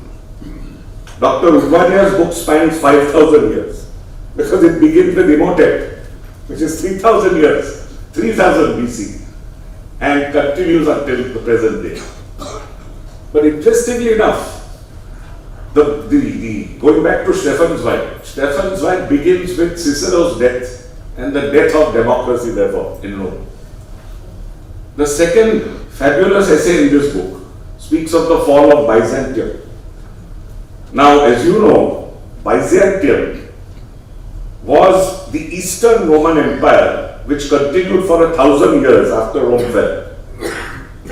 And it is Muhammad the Conqueror, that is Muhammad II of the Ottoman dynasty, who pledged as a young 21-year-old that he must somehow or the other conquer what his forefathers could not do. The walls of Theodosius were extremely thick, and it was not possible, despite a huge cannon being made by some Hungarian called Urbus, to breach its walls. Ultimately, what succeeded was that there was a little inner door called Kerka Porta, which was inadvertently left open. And it is through this that the soldiers of Muhammad went in thinking that there was an ambush, and then suddenly found that this was something like a miracle, and actually then took Byzantium.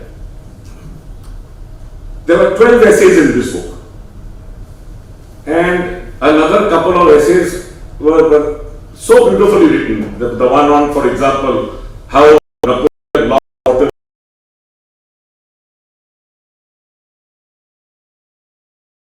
of water. He had actually kept 1/3 of his army about 3 hours away, marching distance, under a man called Marshal Grouchy. Now, Marshal Grouchy apparently was a person who was a stickler for following orders.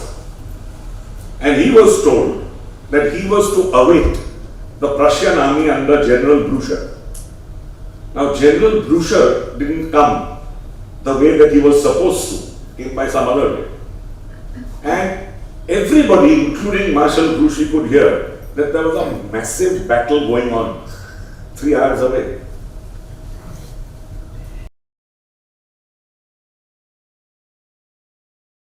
But he steadfastly said,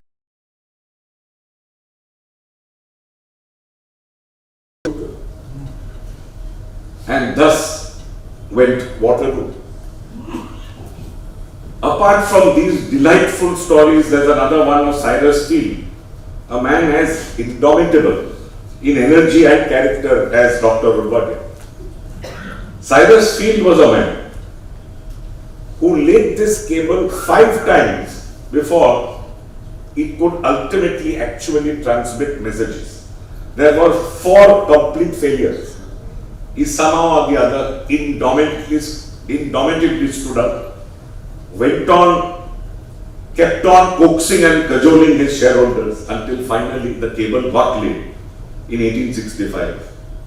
And this man then was finally brought back into the fame that he ought to have had from the very beginning. Now all this tells us about Stephen Zweig's book.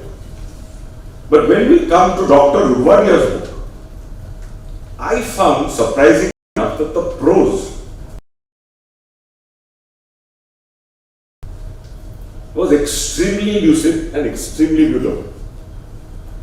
I must say, the delight in reading this book was pretty much the delight I had in reading Stephen Zweig many, many years ago.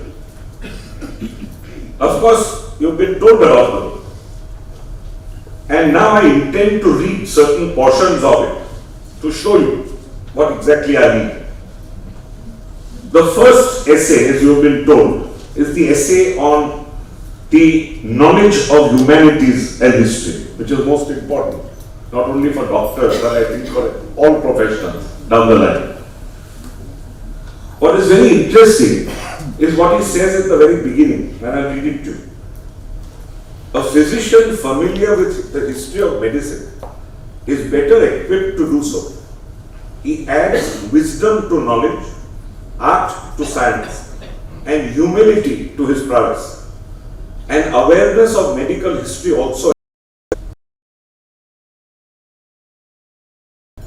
The great saying of Adarbad Marashpad was a very great chief priest who lived in Sasanian times and who formulated what we Parsis call our Kasti prayer, our basic prayer. His words were, of what use is courage without wisdom? Of what use is intelligence without vision? Of what use is a good thought unless it is translated into a good deed? And ultimately, of what use is wealth without generosity? So only a thought that occurred to me when I read your beautiful lines. It echoed somehow or the other, the great Adarbad Marashpad in my mind. This very chapter then goes on to speak of how in history truth is relative, how correct that is. The ancient Jain doctrine of Syadvad teaches us exactly that. Syadvad only means that everything is correct from a particular point of view in a particular circumstance and not otherwise.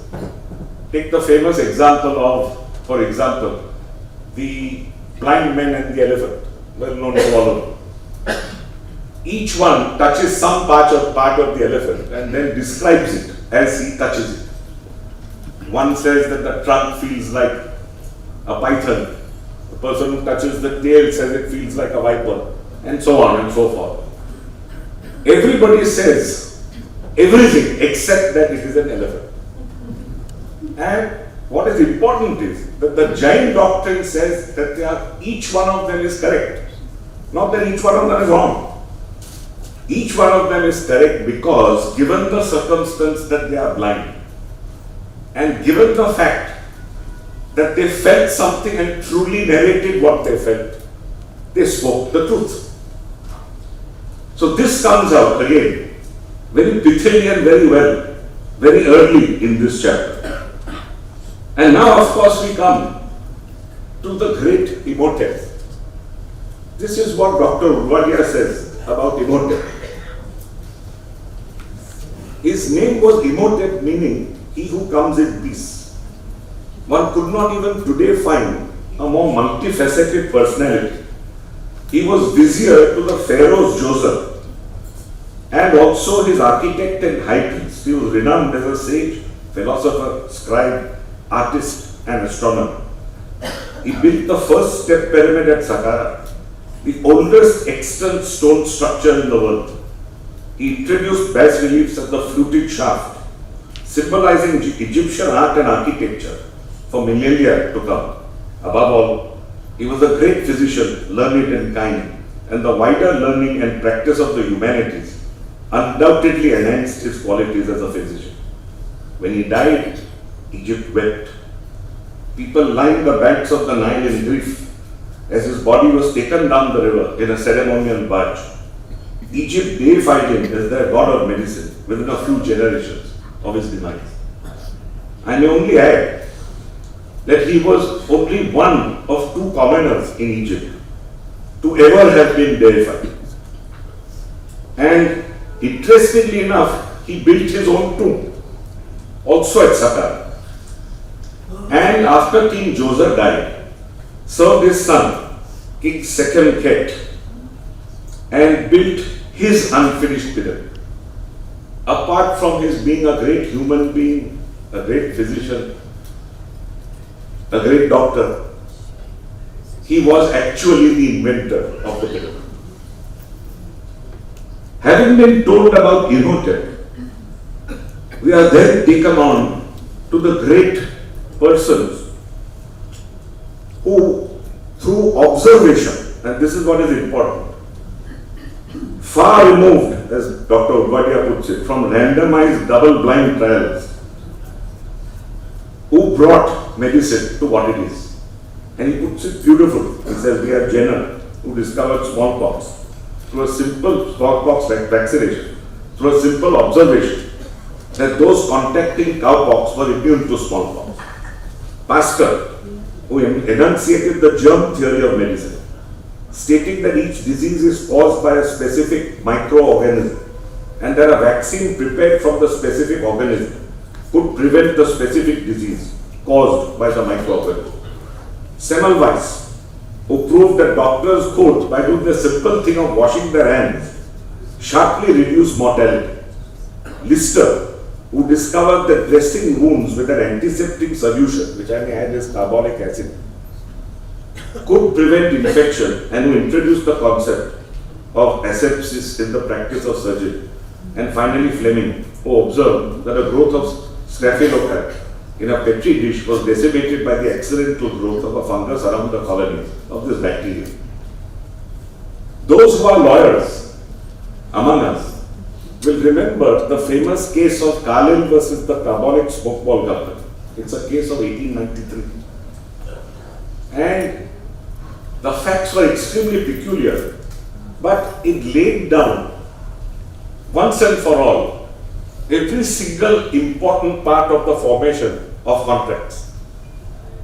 The Carbolic Smoke Ball Company issued an advertisement in which it said that those who puff at this particular smoke ball, which of course is puffing carbolic acid into your nasal tubes, and who do so for a period of 3 weeks, and who thereafter contract influenza, will be entitled to 100 pounds. Now, influenza was something which was raging in the 1890s in England. It had caused 1 million deaths. So strange as this advertisement sounds today, it didn't sound very strange in those times. And Mrs. Carlyle apparently took smoked this particular carbolic acid for 3 weeks and contracted influenza and went to court. And when she went to court, she was faced with a barrage of legal propositions. First and foremost, where was the contract? Secondly, where was the consideration for the contract? Ultimately, it was held that the offer was the advertisement, the acceptance was the fact that she actually inhaled the carbolic acid, and finally, this formed an agreement, the consideration for which was that she had to suffer detriment in that she had to inhale carbolic acid, and ultimately further detriment in that despite doing so she contracted influenza. Now, interestingly enough, therefore, we see that the law and medicine do often go hand in hand. And this beautiful chapter then speaks of something which is very close to my function. At one point in the book it says, a physician needs to be a judge. It says clinical judgment requires more than factual knowledge, reason, logic, experience and skill. Clinical judgment is a rich blend of all the above, but involves a further intangible, indefinable quality.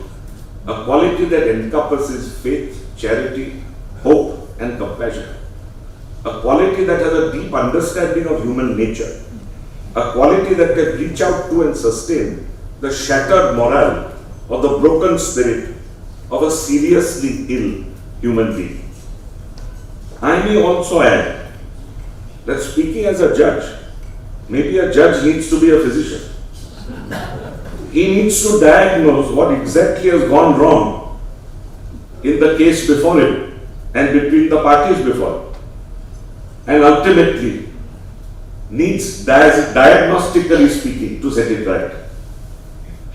Otherwise, the quote from Julius Caesar comes to mind, "Oh, judgment, thou art fled to brutish beasts." And then it lost the What is beautiful in this chapter is again the lines of T.S. Eliot from the beautiful Four Quatrains. And I quote, "Time present and time past are both perhaps present in time future, and time future contained in time past."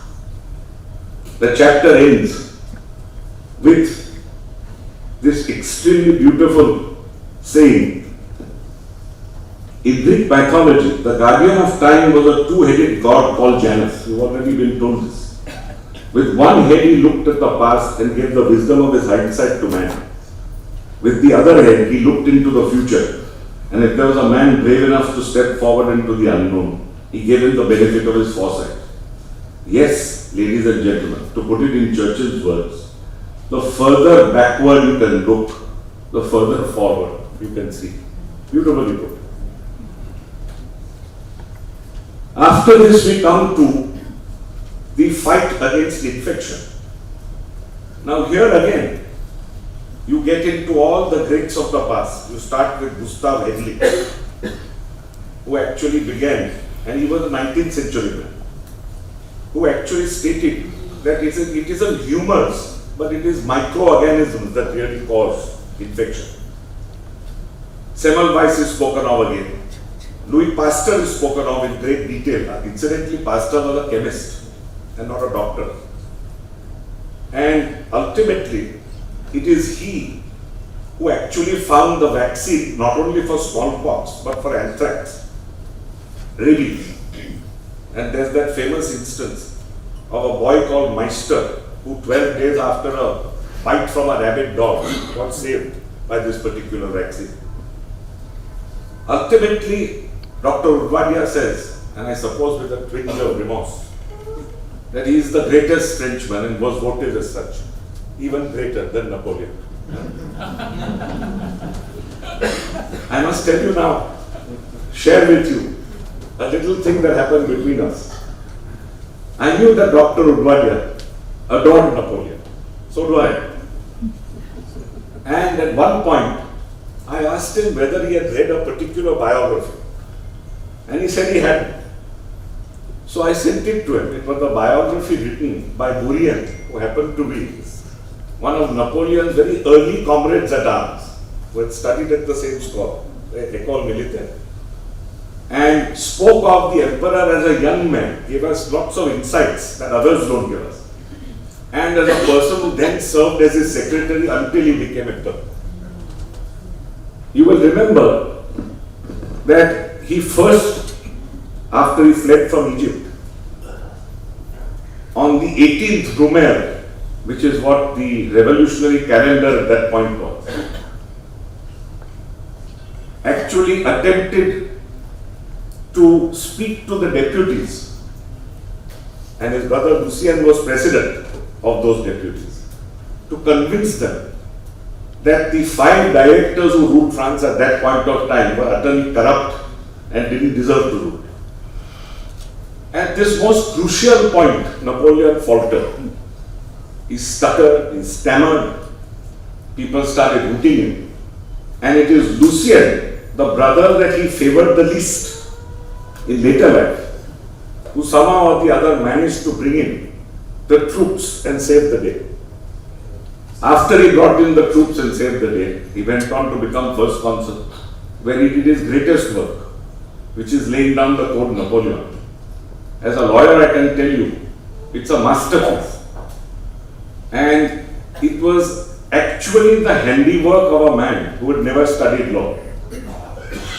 He asked Cambaceres, who was his second consul, to go out and gather the laws, so to speak. And while gathering the laws, give him every single section of every single code as seen through the lights of a strict constructionist and those of a liberal. And every section was then debated in an assembly over months, presided over by Napoleon. And it was Napoleon himself who ultimately dictated each article. What is amazing is that this code by a person who was never a lawyer has endured even till today and is followed in at least 6 European countries, with amendments of course. So coming back to the book and coming back to the twinge of remorse, we then move on to medical ethics.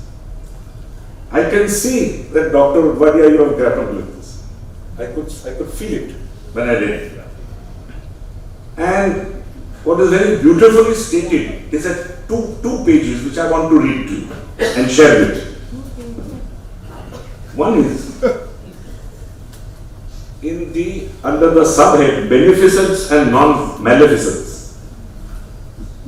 Dr. Udwadia says, humanity can be defined as the quality that enables a physician to truly care for his patient, to help him cure him or relieve him of his suffering. The practice of humanism or humanity belongs to the domain of the art of medicine. The art of medicine is difficult to describe.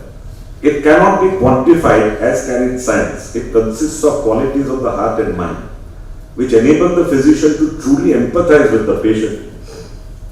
It cements the doctor-patient relationship, which lies at the heart of clinical medicine and helps in healing. Unfortunately, as I see it, it's a forgotten art. It may well become a lost art. This will indeed be a detriment to the practice of medicine. Apart from this, he also says in another portion, which I must read to you. This is partly because the physician of today has forgotten the art of medicine and remains deeply immersed in science. As mentioned, his rapport is with machines and not with patients. Often it is technology, not clinical judgment, that dictates his course of action. Taking a detailed patient history is a forgotten art, as also as a meticulously detailed physical examination. Today's physicians forget to use their eyes, ears, hands, but remember numbers, equations, and formulae.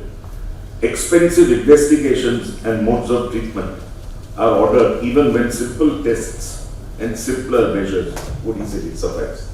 Beautifully put. This chapter then goes on to the vexed question of euthanasia. When the book was written, a judgment of 5 judges handed down very recently was not there. Dr. Udwadia spoke of what is called the advance direction. Now, an advance direction can be by any one of us, provided that that person is adult, knows exactly what he is doing, and has taken a choice to state that all life-supporting systems should be removed if at all it so happens that the person ultimately becomes or gets into a vegetative state. Fortunately, the Supreme Court has recognized this and has also crafted the judgment in such a way as to see that misuse cannot possibly happen. Because what happens is your advance directive is laid down in writing. It is done before 2 witnesses. It has to be done before a judicial magistrate. And ultimately, if you are found in that vegetative state, the judicial magistrate in whose possession your advance directive is has to fish it out. It doesn't end there. A board, a medical board consisting of 3 directors of the hospital concerned must then actually certify that the patient is in a vegetative state with no hope of recovery. This is very important. And after that is done, it then goes to yet another medical board. This time of the collector, which is the official government medical board, which has to do likewise. And it is only when this difficult, cumbersome procedure is finally followed that the plug can be pulled from the patient, so to speak. The same thing happens when no advance directive is given. You follow the same procedure. And if it so happens that the medical board ultimately says, no, we do not find this a fit case in which the plug should be put, the buck doesn't stop there. Apparently, the patient's relatives can go to a high court. The high court can then set up yet another medical board, conduct its own inquiry, and ultimately come to its own conclusion. So, what was stated in medical ethics as something which is a possibility has now become law, fortunately for us. It's a very good step ahead. Active euthanasia again is a very, very difficult thing. It is not something that I at least believe our country is ready for at present. And I feel that we have made sufficient strides in this area in the recent judgment that is laid down. When we come to war and medicine, which is the 4th essay, we are told that surgeons travel with the great Caesars and with many great armies. We were told about the great Ambroise Paré, who was a barber surgeon of the 16th century, who discovered forceps and a burning oil mixture. Interestingly, it is said that he served 4 kings. And I tell you that the 4 kings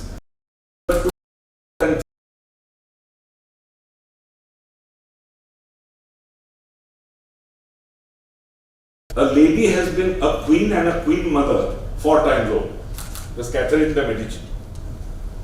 And the kings were Henry II, Henry III, Charles IX, and one more. But interestingly enough, this gentleman outlived all of them and was one of the very few in the very, very early stages of this development of medical history to successfully prevent blood loss. We've already heard about Dominique Jean Larrey. Again, Dr. Udwadia tells us that he invented what was called the ambulance. It's very beautiful. This flying ambulance was used in Napoleon's time to quickly try and remedy whatever had been done to wounded soldiers.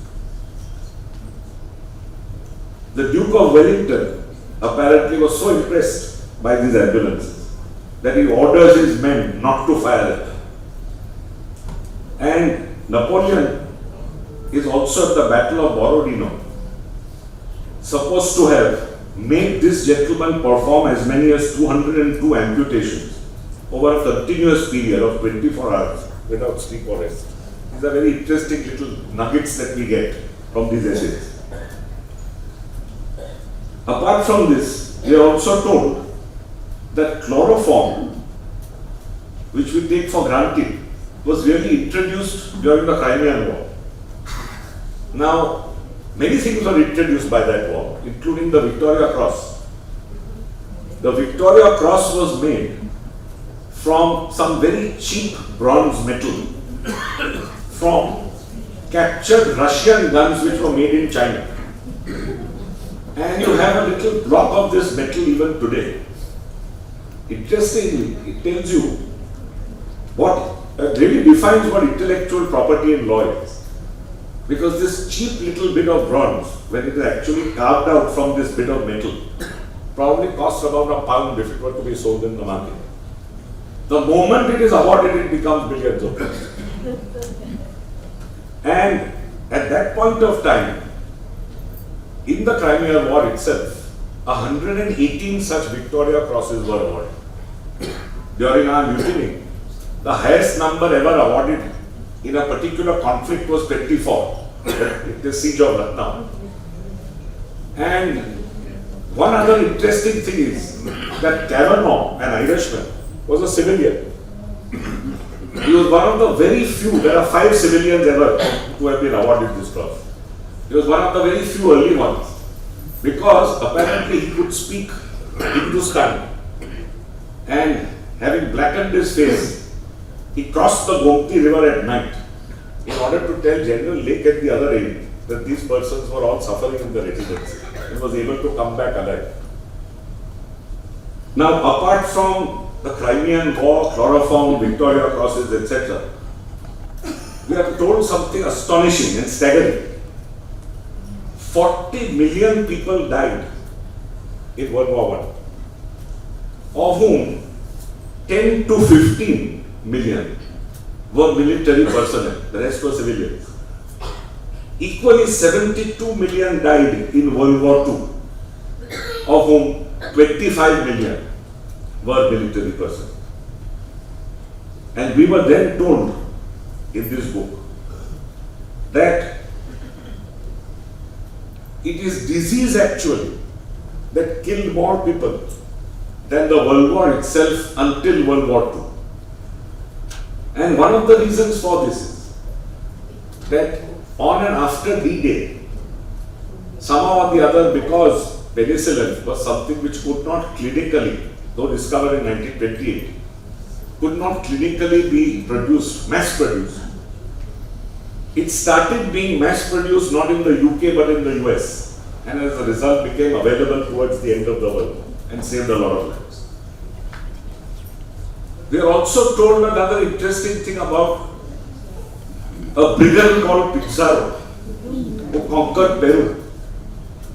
Now, it's an amazing thing that this man conquered Peru partially through the introduction of smallpox, because Dr. Udwadia tells us that he introduced persons who had smallpox into this territory. It spread like wildfire among the natives, and so many natives died as a result. The same Pizarro is found in Stefan Zweig's book as doing something as diabolical, which is murdering the man, Balboa, who actually discovered the Pacific Ocean in 1530. We are then told that war leads to so many important discoveries in medicine, plastic surgery being one of them. We are told about the great doctor Mackindo.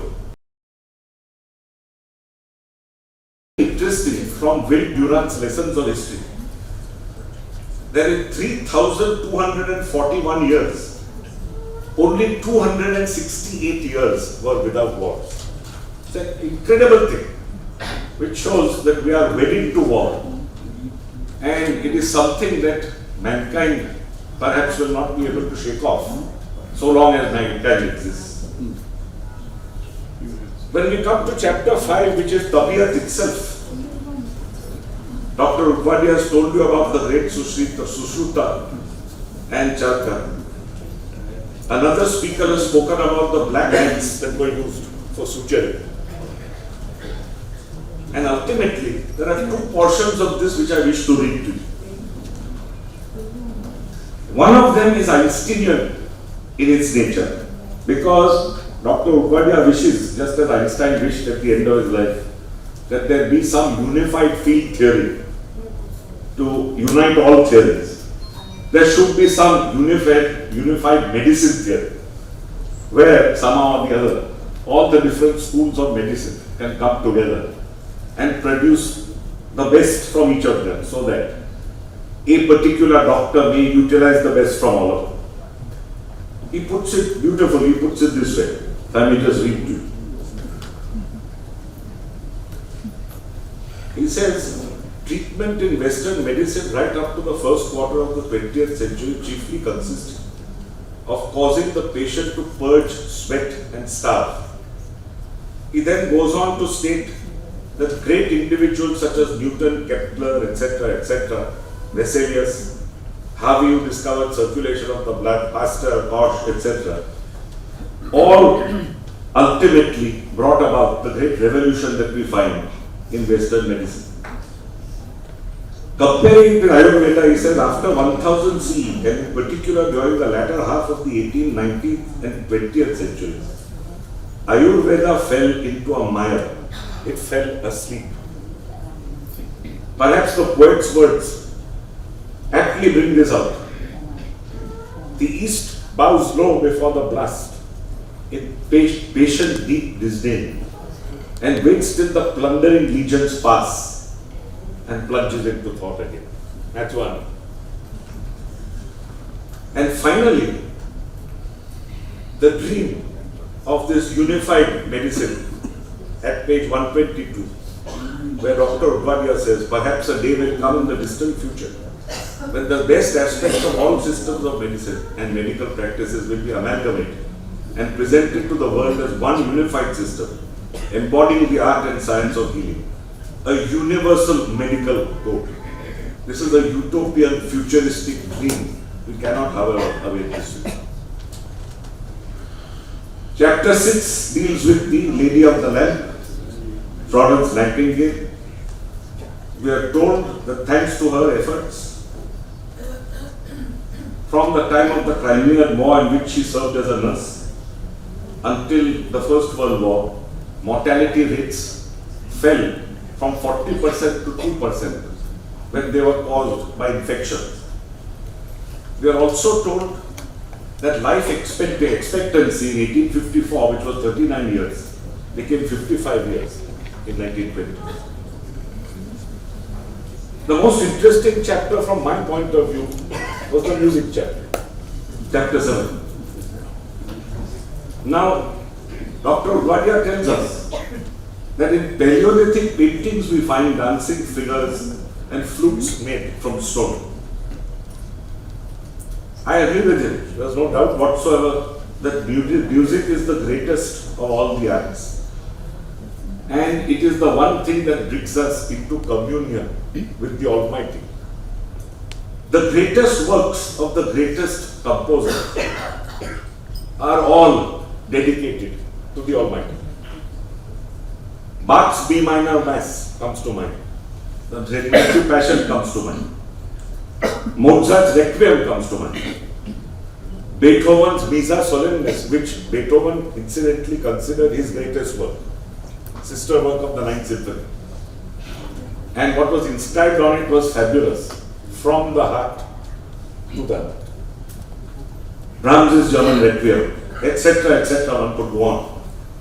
I agree entirely that this is the one art which makes us commune with the divine. I remember having heard Sibelius' first symphony in Vienna live at the music variety under Maris Janssens.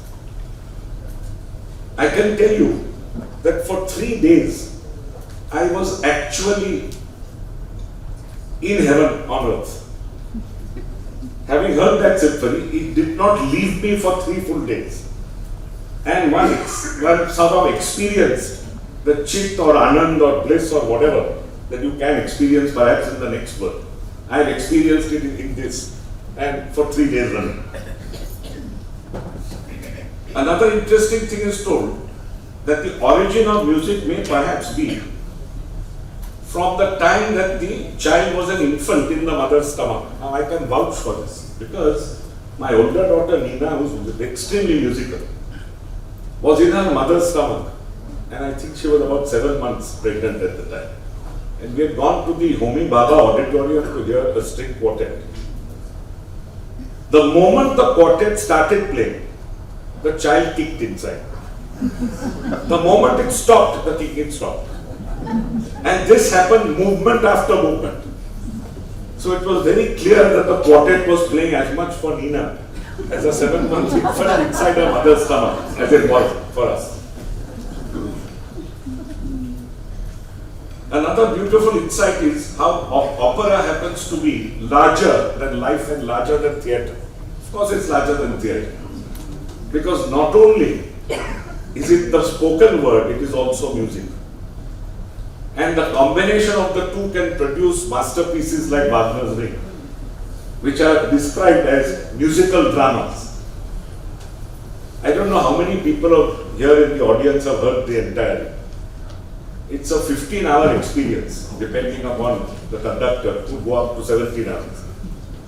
But I assure you that it is something that I would, perhaps not as a physician, but as a musician, ask each of you to try out at least once in your lifetime. It has given me immense pleasure.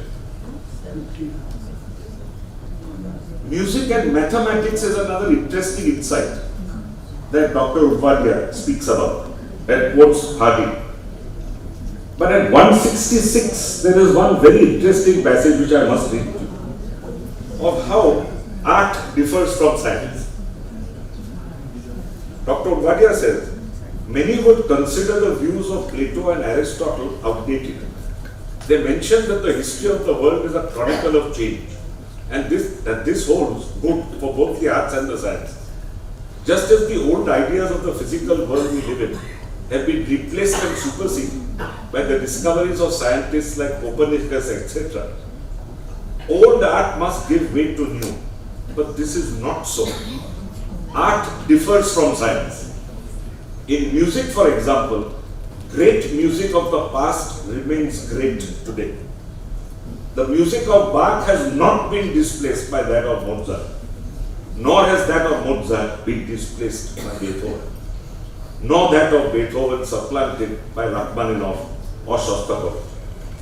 Great works of modern music refine our senses and sensibilities, but they do not replace or supplant the great music that preceded. How true. We move on then to the penultimate chapter, which is medicine in the Renaissance.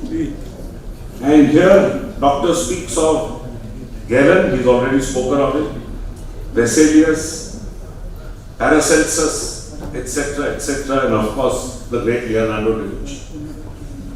And at the end of this chapter, there's a very beautiful thing said of Da Vinci, which I might read to you. Leonardo da Vinci died at the age of 64 on 2nd May 1519. A friend who witnessed his death wrote, "The loss of such a man is mourned by all, for it is not in the power of nature to create another." Beautiful. And then of course we go to the dreaded chapter, death. Now I must tell you that Benjamin Franklin trivialized death by stating that there is nothing certain except death and taxes. And said this at a point of time when the new constitution of the US was made. And this was his answer when he was asked whether it would last forever. Dr. Udwadia quotes from the Katha Upanishad, and in particular the beautiful passage between Yama, the Lord of Death, who incidentally is the same as our Yima, who becomes Jamshid in our pantheon, and Natiketas. Equally beautiful is the Chandogya Upanishad, where Uddanaka speaks to his son Svetaketa and ultimately tells him what Dr. Udwadia says in this particular essay, that ultimately the ultimate Brahman is within you. Tat Babas. There's another lovely quote from John Donne, which I must read to you, where the poet states, "One short sleep past, we wake eternally, and death shall be no more. Death, thou shalt die." Beautiful. The Brihadaranyaka Upanishad equally has these very beautiful lines which are often quoted. Lead us from the unreal to the real. Lead us from light into darkness. Lead us from death into immortality. I can tell you, Dr. Udwadia, that you are immortal through your works and the great work that you have done all your life. You will continue to live long after your death.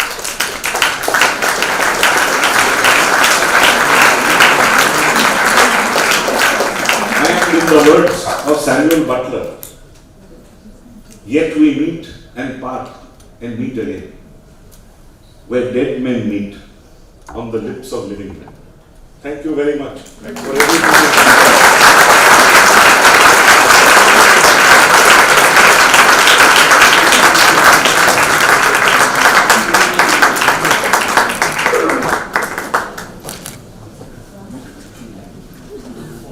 Thank you, sir, for that extremely enriching talk.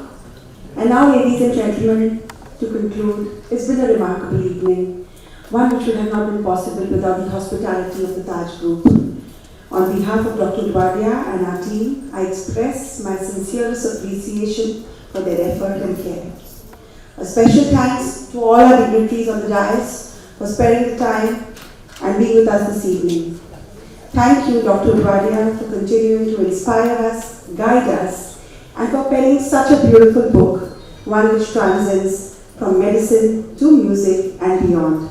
And of course, thank you, ladies and gentlemen. Have a pleasant evening.